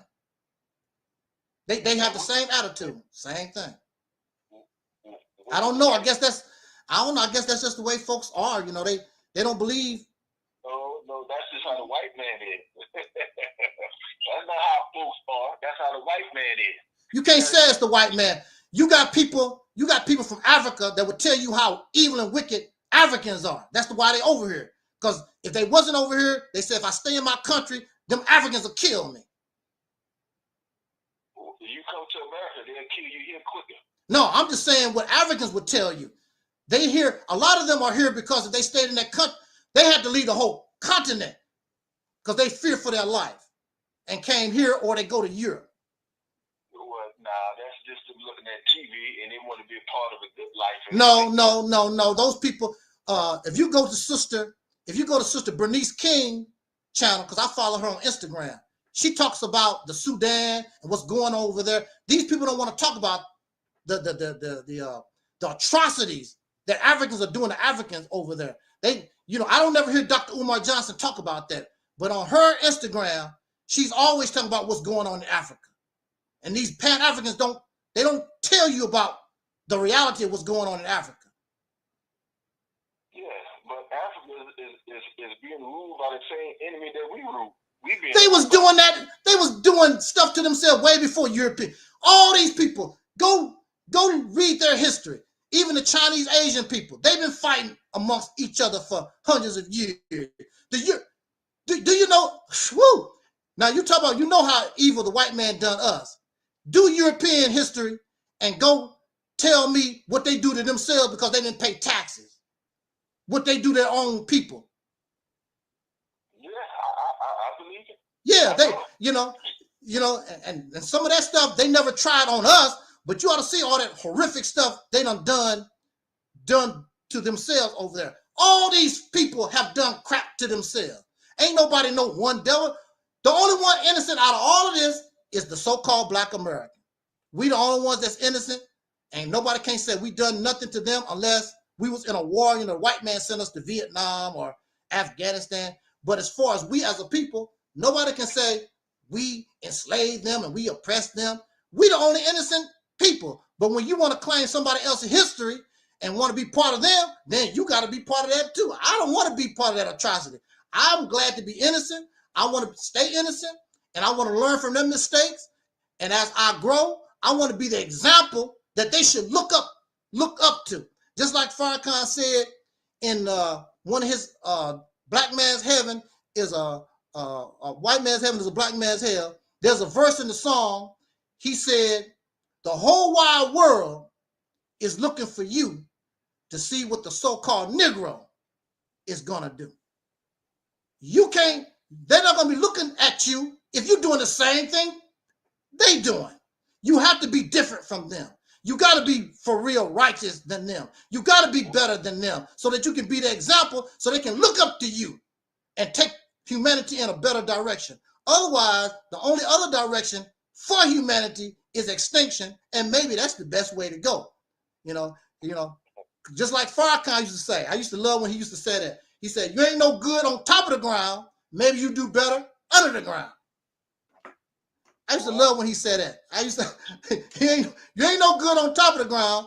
Maybe you do better under the ground. And I agree. Yeah, I agree. True. Yeah, under the ground. And at the rate we going, I think we'll do better. And I think it'll be more honorable that we just go under the ground and be done with it. Because how we doing? We supposed to be so intelligent and gods and warriors, all these queens and all these names we give ourselves, and we don't live up to none of these things. Even the Muslim names. You know, we get these Muslim names. You should respect that name as a Muslim. But you got people named Elijah Muhammad in prison right now. You got people with all these Muslim holy names. Ain't nothing holy about them. Well, you gotta let Allah do the judging. Well, he ain't around, so no, he around. Oh, you said that every time that you see a black man, you see God. Yeah. You know, I know because I was taught that. You know, I know what the teachings is. I've been taught that ever since I was a child, so I know.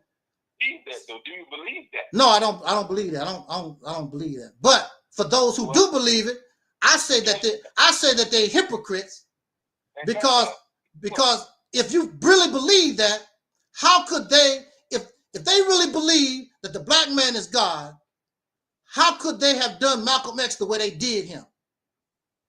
Okay, first of all, I got to say this here. You're not alone. A lot of black people believe that they're not gods, and that's why we're in the condition we're in. Our belief has to change. That's the problem. You don't see yourself as God.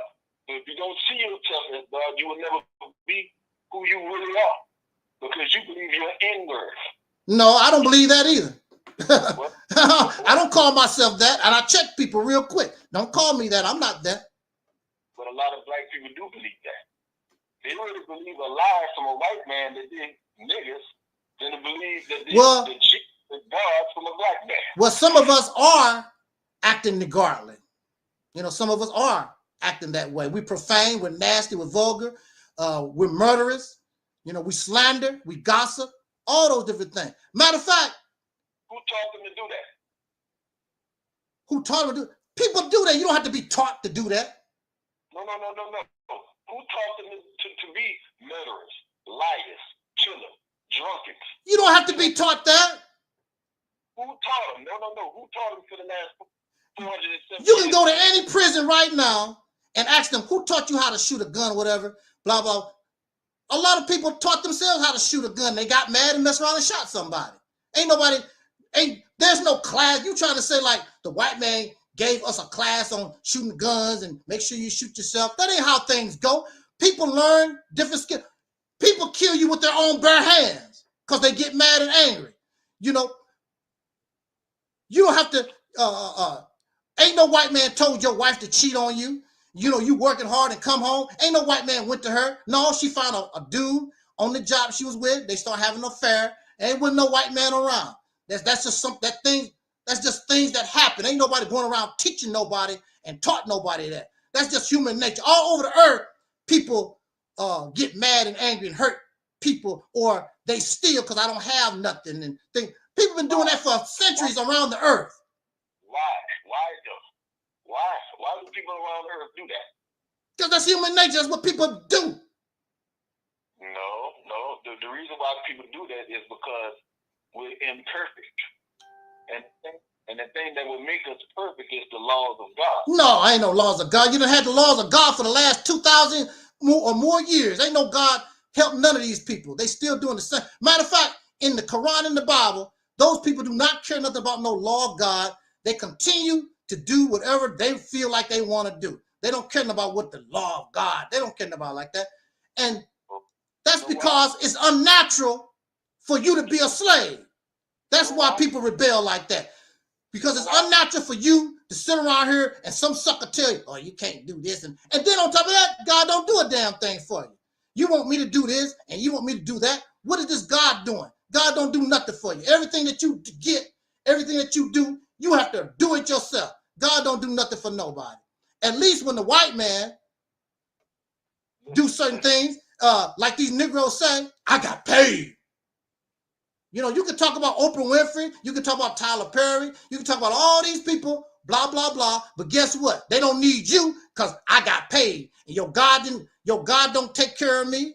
You know, none of your all that stuff you talk about don't mean a damn thing to me because I got paid. I'm doing fine and dandy. Matter of fact, what's so pitiful about it is that these people that talk about people like Oprah or Tyler Perry, if they donate to you and gave you some money, they'll take it. Oh, you shouldn't even want their money. You shouldn't want nothing to do with them. And then if Oprah want to come and speak, oh, Oprah coming, she want to speak. She want to speak. I thought y'all didn't like her. I thought y'all had a problem with her. See, the whole thing is so hypocritical. Just like Elijah Muhammad used to talk about the politicians. Don't vote unless we find, he said you can vote if we find the right person to vote for, blah, blah, blah. You know, don't vote. Okay, you're not voting, and you don't want to be part of that system. It's so bad. But then you invite politicians to speak at your rallies. You know, the mayors and the sheriffs. The sheriffs is part of the system that's killing us out in the streets. You invite the sheriffs and the mayors and all these people. It was just so much hypocritical stuff that I seen going on because they say. You know, I didn't vote for Jesse Jackson. Well, Minister Farrakhan wants us to vote. I said I don't care what Minister Farrakhan wants. I didn't come to follow Minister Farrakhan. I don't like Jesse Jackson. I don't think he will be worthy of me putting in some work trying to get him to be president. I don't like Jesse Jackson, and I didn't vote for Jesse Jackson. You know. Let's get back to the point. The point is, the black man is God. No, that's a belief. That's a belief. Listen. In order for us to be a God, we got to learn how to rise above our emotion into the thinking of God, like Minister Farrakhan did. How would he know? How would he know? He met God? Huh? How would he know? How are you going to know? How do you know? How do you know how to get to rise to the love of God and you ain't never met God? Well, we study the Holy Quran, which was written by God, and we study the Bible, and we study God in person. And so you trying to rise to to this imaginary idea of what you think the God is, because you ain't never met no God, and you can read a book by Michael Jackson. That's not gonna make you Michael Jackson. Well, you can be a product of Michael Jackson if you study him long and hard enough. You certainly could be a product of it. You can never be. But we know Michael Jackson because Michael Jackson exists. We know you never met and don't have no idea what this God is about. You don't know. Okay. And the God originate in a foreign land. He wasn't even born here. He came from y'all said the teacher said he came from a white woman, a devil, a chick. Okay. A black woman wasn't even worthy of God bringing a messenger from a black woman. He went out and found a good devil, the good white folks to make a baby with. Okay, is Kobe Bryant a product of Michael Jordan? No. Is Kobe Bryant? I'm gonna ask you again. Now you know Kobe Bryant did everything that Michael Jordan did playing basketball. He was influenced by Michael Jordan. He's not a product of Michael Jordan. Michael Jordan will even tell you that. Okay, well, how come Kobe Bryant did everything that Michael Jordan did? Because he liked what Michael Jordan did, but Kobe was Kobe. Okay. He wasn't Michael. He wasn't trying to be Michael Jordan. Okay, well, he studied Michael. And Michael Jordan even talked about it. Michael Jordan even talked about it. He called Kobe his little brother. He never said, well, you know, that he trying to copy me. Michael Jordan never said that. No, it's certain things, you know, it's just like me.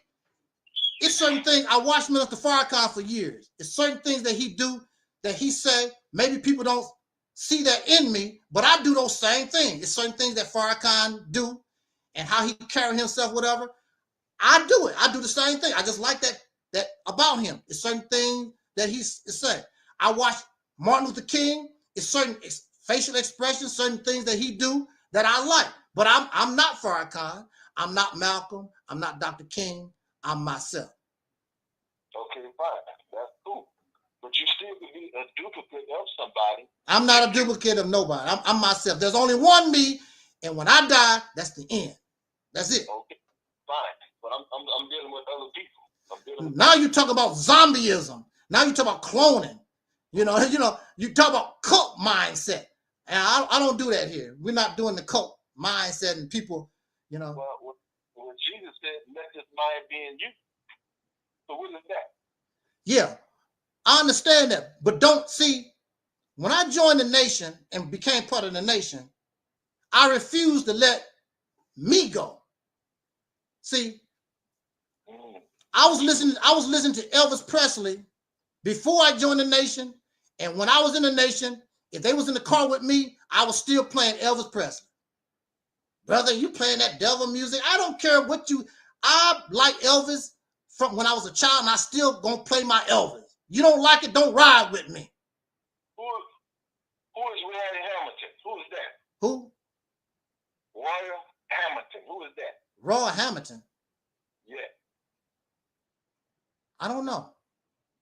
Roy Hamilton is the black man that Elvis Presley stole his whole singing style from. The way I understand all that type of stuff, and that's nice about him, whatever, blah blah. I'm telling you, I'm listening to Elvis Presley. That's what I was listening to. And they talk bad about Bruce Lee. Well, you know, Africans started. I watch Bruce Lee movies. I don't care. That's nice to know. Oh, that's nice to know the history or whatever. I watch Bruce Lee movies. I don't get caught up in all that stuff no more. And I never got caught up in that mess. I don't care about that stuff. I like Jim Kelly. Jim Kelly was cool, but I still like Bruce Lee better than Jim Kelly. Okay, cool. That's cool. But guess what? I'm just showing you that you can be duplicated. You can duplicate somebody's mindset and become a little them. So you can duplicate God's mindset and become a but you can't duplicate something that you have no knowledge of. You don't know. You're just making up something. I'm gonna be God. Where is your example of this God? So that it's like I'm trying to be like Ronald McDonald the Clown. And so what I do, I'm gonna show you that I'm trying to be like Ronald McDonald the Clown, because I'm gonna show you. Here goes some Ronald McDonald commercials. Here's a picture of Ronald McDonald. Look at me. I'm trying to be like Ronald, because I got something to go by. Here you are talking about, I'm trying to reach into the mind of God and all like that. Well, what is your example? Where's the example is that because if you talk about the Quran and the teachings, everybody have their own interpretation of the teachings. But see, when it comes to Ronald McDonald the Clown, there is no teaching because I actually have video of Ronald McDonald the Clown. I have audio tapes, everything, and people can say, you ain't like McDonald the Clown. He never wore a green glove. And then you look at Ronald McDonald the Clown, yo, you sure right. He don't wear no green glove. Well, I got to take the green glove off. I thought Ronald McDonald the Clown. See, because I have an example, I have his real example, I have something to really go by. When we talk about these gods, I'm into the love of God, that's just some make-believe stuff. Because you don't know. Or what you're trying to do, most of you is trying to do is copy the living person that you admire. I'm trying to be like Farrakhan. So a lot of the brothers, some of them get their hair, they try to get their hair cut like Farrakhan. And when they speak, they try to talk like Farrakhan. And, you know, so but, you know, it's because you don't know nothing about Master Farad Muhammad. You never met him. We don't even have an audio tape. And only one picture. See, that's amazing, too. How can you be around and there's only one picture of Farad Muhammad, so they say, and it's not even a real picture, it's a painting. How can that be? How can that man be so famous, so many people follow him in the air, and nobody don't have no pictures of this guy? It's just this one painting that Elijah Muhammad. Well, you do know that after Farad Muhammad left, all that stuff went to hell, and everybody went their separate ways or whatever, blah, blah, blah. So I'm pretty sure a lot of those people, you know, lost track of a lot of pictures and things of this nature and blah, blah, blah. And so when Elijah Muhammad came back to rebuild it, he wanted to bring his teaching, because Elijah Muhammad is not teaching the original teaching of the Nation of Islam. He's teaching his version of Farad Muhammad's teaching, because Farad Muhammad did not teach that he came in the person of God. He's in the person of God, that he's Allah. He didn't teach that. Matter of fact, he also taught the original Nation of Islam teaching. He taught human sacrifice. That's why he got in trouble in Detroit, because the original Nation of Islam teachings, he taught human sacrifice, and one of the members went out and actually done it. That's why he got in trouble in Detroit. That's why he got ran out of town. That's what the government put out there. No, that's what happened. That's what happened. That ain't what the government put out. That's what happened. It happened, but Master Farad Muhammad didn't tell nobody to go kill nobody. No, he didn't. No, he didn't. But that's part of the teaching. People have the original booklets that was out when because the name Nation of Islam is not even the Nation of Islam. That's Elijah Muhammad's name. It was called Allah's Temple of Islam. That was the original name, I believe. It was called Allah's Temple of Islam. That was the original name. And then when Elijah Muhammad came and raised it back up, he called it the Nation of Islam. It was not that's not the original name. It was called Allah's Temple of Islam. Okay, so why was Elijah Muhammad so successful all these years? Well, I mean, you call it successful, but to me, it's not success. It's just somebody preaching, and people believe in the preaching, and we already, those teachings to people who are downtrodden sound good. Oh, you the God, and you did this, that. That sounds good to people. So, they was attracted to that. And it's still spooky, it's religious, and God gonna do this and blah, blah. The only thing you did was go from one slave plantation to another. That's the only thing you did. People didn't realize that. That's the only thing they did was go from one slave. You went from the Christian European now to the Islamic Arab. That's all you did. You don't have nothing to yourself because your brain is not good as the Arab. Your brain is not good as the European. God don't give a care about us at all. So we got to get other people's hand-me-down. If God want to talk to me, God will bring me my own holy book. I don't want your Quran. That's for you. I don't want your Bible. That's for you. God should bring me my own book, my own messenger born from a black woman. And that's why I say I'm the Lamborghini. I'm the new kid on the block. I'm the new world, because my mama blacker than I am. My daddy blacker than me. I am a descendant of slaves born in America. My people are victims of Jim Crow South, which I was born in the Jim Crow South. There's no doubt about me at all. There's nothing foreign about me. I am pure Black American. I am a pure soul brother.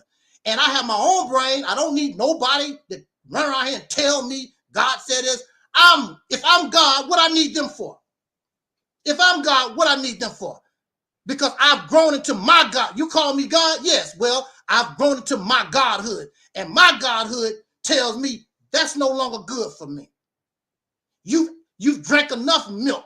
You ate enough cereal. Now it's time for you for meat and potatoes. It's time for you a better diet because you're an adult now. I don't need fairy tales. I don't need fiction and fantasy. I don't need that no more. I look at things realistically. And I'm not going to sell you something that's going to take thousands of years, hundreds of years. No, because I know what I'm doing. I'm telling you, if you do this and whatever, in your lifetime, in the next few years, you'll see results real quick. You don't have to wait no 100 years, 200 years, and 500 years. That's because, like I said, either you're a scammer or you don't know what the hell you're doing. And most of these folks, they don't know what they're doing. A lot of this stuff that we have is nothing but church. It has nothing to do with liberating the people. They use the Black struggle to gain converts to the religion, converts to the ideology. It's not meant to liberate nobody. Because if it was meant to liberate somebody, we should be liberated by now. Yeah. What does liberation look like for Black people? What it look like? Show me an example of that. An example of liberation would be you finally put yourself in a position where you can begin to provide for yourself the necessities of life, food, clothing, and shelter. You should be able to do some of that on your own, and you should be able to bring water into your house your own. You should be able to produce your own electricity, all other necessary things. I mean, we can't, from where we're at now, this would take time to develop as things go on. But when you become fully liberated, means now you don't depend on nobody else for your substance. If for some reason they don't want to take care of you, or you don't have to depend on them. See, this is the way I look at it. Like if we control Mississippi. See, my philosophy is if we don't produce it, we don't need it. That's the way I look at it. If we don't produce it, we don't need it. So I don't need to get nothing from no other state. I don't need to get nothing from China, because if we're not producing it, I don't need it. And see, we're materialistic, and we're used to all these different things from all over the world. That's not how life used to be back in the day. At one time in America, a lot of these towns and cities were self-sufficient. They actually produced everything they needed in their area. But now we are materialistic, and we're consumer-based, and we get things from all over the world. No, we need to break that up. Learn how to live more simple. We don't need all this stuff. When you die, you can't take this stuff with you. So why do we need all this? You don't need no special house to live in. You just need a roof over your head. You don't need something fantastic and something costs thousands of dollars and things. You don't need all that. We need to learn how to live more simple. Stop being so materialistic. If we don't produce it, you don't need it. So if we don't produce bananas, we don't need it. When I was growing up, Brother Robert, because basically my people produce everything, as far as food and stuff was concerned, my people produced it all because they were sharecroppers. We produced all that ourselves. And the only time we had bananas or oranges or Brazil nuts was like Christmas time, because we didn't produce that. We can't, we couldn't grow oranges and bananas and Brazil nuts. So that was a treat, a special treat. Christmas time, we know, we're going to get a banana, we're going to get orange, because my people didn't, if they wasn't producing it, first of all, they couldn't afford to go out like that. They ate and did what we produced, consume what we produce. I asked my grandmother about the Great Depression, and I told her, did they suffer during the Great Depression? She said, what Great Depression? She said they lived the way they always lived during the Great Depression. Didn't bother them none because they was producing their own food, doing their own thing. What they talk about, tighten up your belt. They said they've been tightening up their belt when they was born. They didn't trip off. Now for white folks, you know, they was committing suicide and acting crazy, blah, blah, blah. But our people, you know, at that time during the Great Depression, it was good. Actually, you had an advantage being a sharecropper because you was producing everything. You know, they had cows, had chickens, had pigs, had all this land to grow turnips and whatever. I used to go out in the field and pull turnips right out the ground. Didn't even wash the turnip off. You know, just dust the turnip off and ate the turnip like it was an apple right there in the field. You know, when I was little, you know, in Mississippi. You know, I miss those days. Matter of fact, I'm gonna tell you, the best days in my life that I remember is when I was a poor child and didn't know nothing. We just lived our life and all the family members was there. We got along with one another and life was simple.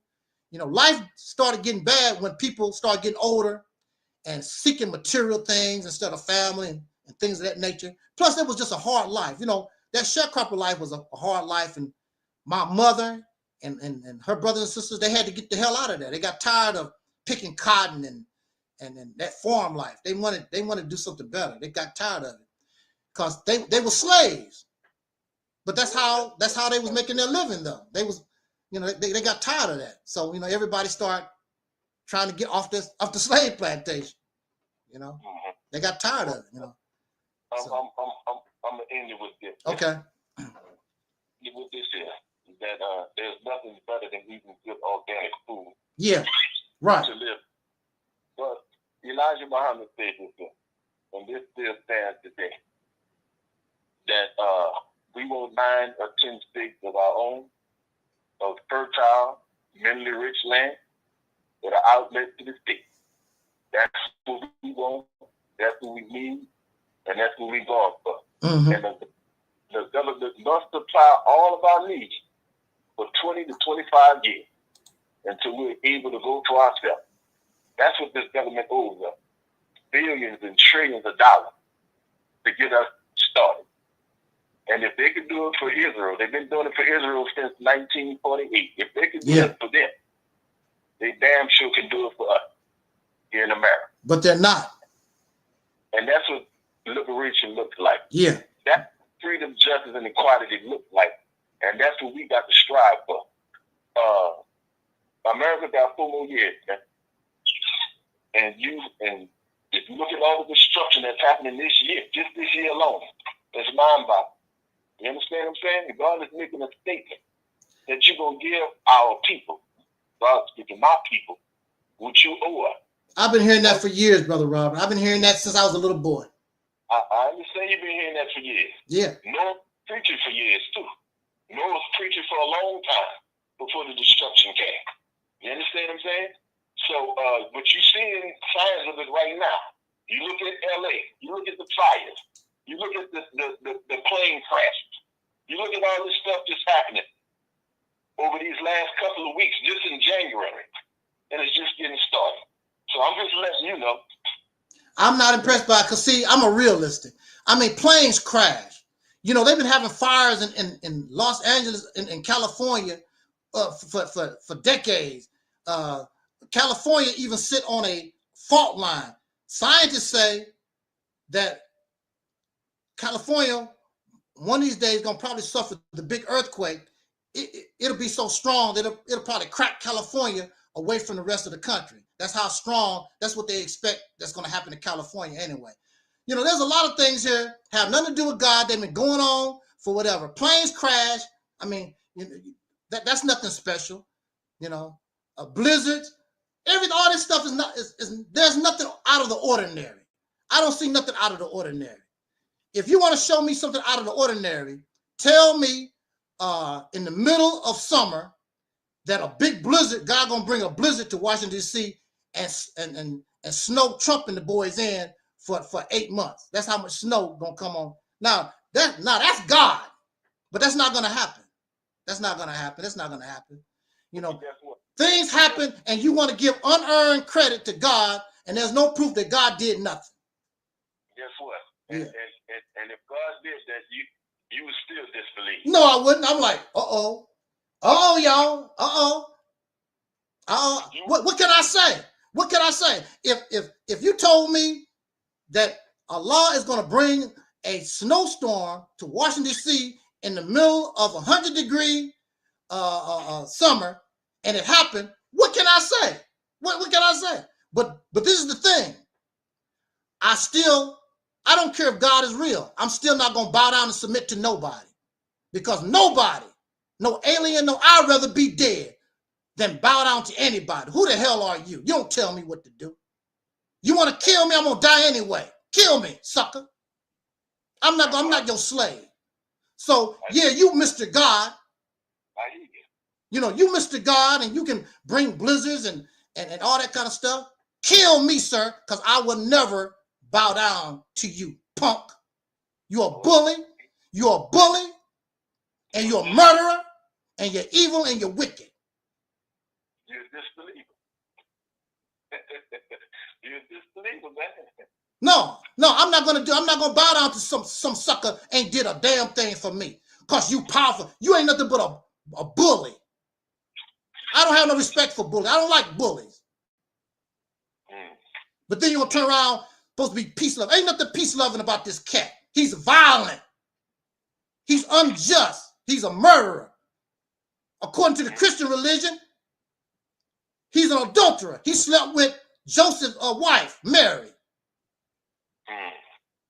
Which is false. Well, he's supposed to got her pregnant or whatever. Anyway, according to the Christian teaching, he's an adulterer. Well, that's false, because in the Bible it says that Jesus was made from the seed of David. And Joseph was... I'm talking about as far as their teaching. That's how they teach it. There are a lot of Christians believe that's how it went. It's a lie. That's what I'm trying to tell you. Well, Jesus, the whole thing's a lie because Jesus never existed. Never existed. He's not real. The whole story all that stuff is fairy tale. There's no archaeological evidence nowhere to support. There's nothing but stories. And that's why they call the Bible the greatest story ever told. And down south, when we used to talk about telling a story was another word they used for telling a lie. You telling a story. Country folks just say, oh, you telling a story. Telling a lie. It's a lie. It's lies. Give them foreigners their comic books back. I don't want their comic books. I don't need that stuff. I don't need Jesus. And then, brother Robert, we need to get out of here. But another thing I don't like about all this stuff, it's all male oriented. It's always talking about a man. I'm like, damn, when y'all gonna start talking about women? It's all Elijah Muhammad, Malcolm X, Marcus Garvey, blah, blah, Lot, Job. Like, damn, did the women do something? God didn't care about the women? Where my women at? I got women behind me. I got women behind me. Do you know I started doing it because I looked at myself one time, Brother Robert, and I'm like, all this ding-a-ling I'm thinking about all the time. It's all penis. I said, I started feeling gay. I took all the male pictures off my wall, even myself. I'm taking all the penis off my wall. I'm tired of looking at penis and talking about penis. All this stuff is about men. Even God is a man. God is a man. Like, damn, y'all penis worshipers. Y'all don't feel gay. You don't feel no kind of gayness. And then I remember being in the nation and how they clap for Minister Farrakhan. Go ahead and clapping like little girls for this man. I'm like, y'all supposed to be FOI. You sound like little sissies. I appreciate his little talk. I give him a little clap, but they, oh, holy apostle, and your panties get all bunched up, oh, holy apostle. I'm like, damn, y'all acting jumping around for the minister. Y'all sound gay to me. I don't play that. But you don't see that when you brainwash like that. You really don't see it. See, I've never been like that anyway. I never worshiped nobody. Elijah Muhammad was just a regular man. I saw him as a grandfather figure when I was a little boy. I did not see him as some great divine person. I saw him as like my grandfather. I saw him as a grandfather figure that was trying to do something to help black people. I was not tripping on him like he's some great whatever, and I'm jumping and clapping. Oh, holy apostle, loud and clapping my hand like I'm a little girl. I never done nobody like that. I never done nobody like that. Now, if I'm gonna do that, I'll do it for them. I'll do it for them. I'm not gonna do it for no hard-leg dude. I ain't doing it. But I see people, I see men on social media do that all the time. Just recently, I seen what's his name? Charleston White. He jumping around for Donald Trump, you know, giggling and jumping, and my Trump won. I'm like, oh my, and they listening to this cat. Yeah, and then they turn around and talk about they heterosexual. I can't tell. Y'all got some penis, y'all some penis worshipers. And these guys get angry at me because I like women. And I talk about women. They get angry at me for that. Don't you know my poster? They even attack my poster back here. I like women. I don't like men like that. I respect you. I honor the brothers. I don't want to see no hard legs like that. When I was in the Nation of Islam, we need to get out of here. Brother Robert, when I was in the Nation of Islam with Minister Farrakhan, most of my time I spent hanging around the MGT. I was around the MGT, and plus the MGT take care of you, because they was cooking most of the food and doing stuff. So I like hanging around at the MGT. I didn't want to be around brothers like that. You around brothers all the time. I don't want to see these hard legs. You out on the street with the brothers, FOI class with the brothers, on post with the brothers. I'm tired of looking at all these old hard legs. I start hanging out with the sisters. And when they wanted somebody to be with the sisters, they said, go get brother Lauren. I was brother Lauren at the time. Go get him. He likes being with the sisters. You're damn right. I don't want to be with y'all hard legs all the time. I'm not gay like that. I don't play that.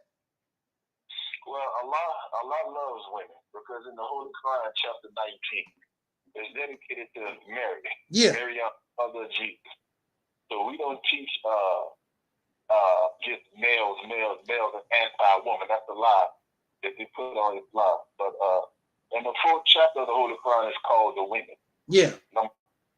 And so I don't know where all that other stuff you talking about comes from. As far as us not liking women, I don't know what Islam you getting that from, but we love women. You understand what I'm saying? No, what I said was when you look at these religious teachers that they're giving us, all the men, all the characters, all the people in the Bible that did anything, all of it is male. The females don't do nothing. I heard of the prophet Ruth. I think Ruth, and I think there was somebody else, but she didn't do nothing. It's always Noah. It's always Lot. It's always Jacob. It's always Moses. Like, damn, where the women at? The women can't do nothing. There you go. Then when you look at the Nation of Islam, it's Farrakhan, it's Ishmael, it's Nuri, may she rest in peace. I had a slight crush on Sister Ava back in the day. May she rest in peace. But that was recently. I don't know how long you've been around the nation. There was a time, remember, when Farrakhan pretended to have MGT security around him. Remember that? Okay, what about it? That didn't last long. Next thing you know, right back to the regular FOI stuff. That didn't last long. Well, like I said, but Minister Ava, she was a minister over Oman. She was the first woman minister in the world. She was the first and only Muslim woman in the world. Minister. Do you know how long she had been with that man before she became some kind of minister? Do you know how long she'd been with him? For decades. Yeah, and she was teaching for decades too. She was the MGT Supreme Captain for years. Yeah, but she was teaching for years too. Yeah, but she still wasn't treated like they do men. It's nice, but they don't treat the women the way they do the men, regardless. They don't do that. She was a minister over Atlanta, Georgia. And even she's a minister, and she's a female, but the only people she got to talk about is Jacob, Moses, Elijah Muhammad, Master, all men. She's a female minister and can't even talk about her own gender in her belief. All of it is about what the men doing. The men did. I'm like, that's too much penis for me. I can't. You know, if that's how y'all roll, go ahead. I can't do that. That's too much penis for me. Thinking about men and whatever about men every day. Penis, I worship penis. I can't do that. I can't do it. I can't do it. Well, It sound gay to me. It sound gay. And matter of fact, when you go study them Arabs, they will show you how gay it is, because they have homosexual relations and stuff like that in them Arab countries and stuff like that. They buy male prostitutes over there in Arabia. Yeah, well, that's why they're not the true Muslims. They are the true Muslims. You the Johnny come lately. No. You the Johnny come lately. They done had the stuff for 1,400 years. You the Johnny come lately. You the one that just come out the woodworks trying to have the nerve to tell them, just like these Christian black people try to tell these white folks about Christianity. They the ones that gave it to you. We're the true Christians. How are you the true Christian? They the ones gave it to you. If it wasn't for them, you wouldn't even have it. If it wasn't for them Arabs, you wouldn't have nothing. And see, for me, I don't care, because I'm just like James Brown. I'm getting up, do my own thing. And what I got is better than what you got. That's why when they come here and challenge what I got, they got to fall down. They gotta doom. Another one bites the dust. Doom. That's what's gonna happen to them. Okay. On that note, though, we got to get out of here, Brother Robert. We need to set it up so that you can come back again. And like I say, brother, you can come here and just talk. I don't have to say nothing. It can be your show. You can just come here and teach. Because that don't bother me at all. I'm not like these other people. I do it with people all the time. I let people come here. Now, unfortunately, I had people that came here and did that, and they stabbed me in the back, slandered my name, put my address on the line and lied on me. I'm like, damn. See what you do when you try to help somebody. But that don't stop me from keep doing what I do, because some bad apples came through. I still keep doing it, because in this way we get to talk to one another. We get to talk to one another and because we have more in common than we do in difference. And we should concentrate on what we have in common and what we can agree upon. But we concentrate on what we don't like and whatever. Who cares about? We already know what you don't like, what you don't agree with. Let's concentrate on what we can agree on and work on that and move forward. The black man is God. And that don't bother me. If you want to be God, that don't bother me. But don't force that on me, because I myself, I don't feel that way. I'm just Brother Taalik. That's all. I'm nothing special, And in fact, I'm grateful, because I thought I wasn't even going to be here in 2025. I thought 2020 it was going to be the end of my time on Earth. Back in 2020, cancer diagnosis. So, and I'm still here. I'm still here. I don't know how many people I done seen come and go, since 2020. And I'm still here. That's by Allah's grace and permission, you're still here, man. And you know something, that's what I tell people. Don't get angry at me, get angry at Allah. Get angry at Allah, because I asked Allah. I made a video back in 2020. Brother Robert, I was making videos in my hospital bed with hoses in my nose. And I went on video and asked Allah, if I'm saying something wrong, whatever, go ahead and kill me. I'm done. I'm not scared. You're going to die anyway. What's there to be scared of? It's just over for me. But if I'm still here, then the people got to look at it like, and And mind you, there's a lot of people that wanted me dead. There's a lot of people that said they was praying to Allah that I die, and I'm still here. And I'm still strong. I don't know who would do that. Pray for Allah to kill you. Well, they did it. They wanted they said God, you know, they wanted God to kill me, and then when I die, they said they're gonna come to my grave and spit on it. Like, damn, and they Muslim. One of them was a Muslim. I'm like, damn, y'all some hateful people. You know, but Muslims not supposed to be like that. You know, Muslim not supposed to carry yourself like that. And you know, I like you, Brother Robert. You've always been respectful, even though you disagree on certain points or whatever. And it's a lot of people. I'm an FOI veteran, regardless whether you like it or not. I helped Minister Farrakhan. If you with Farrakhan, I was there in the early days to help that man so you could be where you at today. And only 2 people gave me my credit. They said, brother, I don't agree with a lot of things that you say and blah, blah, blah. But I got to respect you for being there when I wasn't able to be there so I could be where I'm at today. Only 2 people did that to me. And they never said, they just left me alone. They didn't come on my page, you a hypocrite, Allah gonna kill you and blah, blah. They didn't do stuff like that. See, that's a Muslim. That's a Muslim. And you said black man is God, so it don't make no difference whether you like me or not. If I'm God, you have to respect me because I'm still God, whether you like it or not. And apparently, Allah want me here. And apparently, if what I'm saying, Allah is allowing me to say what I say. That's right. So, and maybe there's a reason for it. You might not know the reason. Yeah. But a Muslim just leave me alone, like they should have did Malcolm. Just leave him alone. But they couldn't do that. They couldn't do that. Just keep hounding that man until he took his last breath. That's not Islam. That's not Islam. If you don't like that man, like, just leave him alone.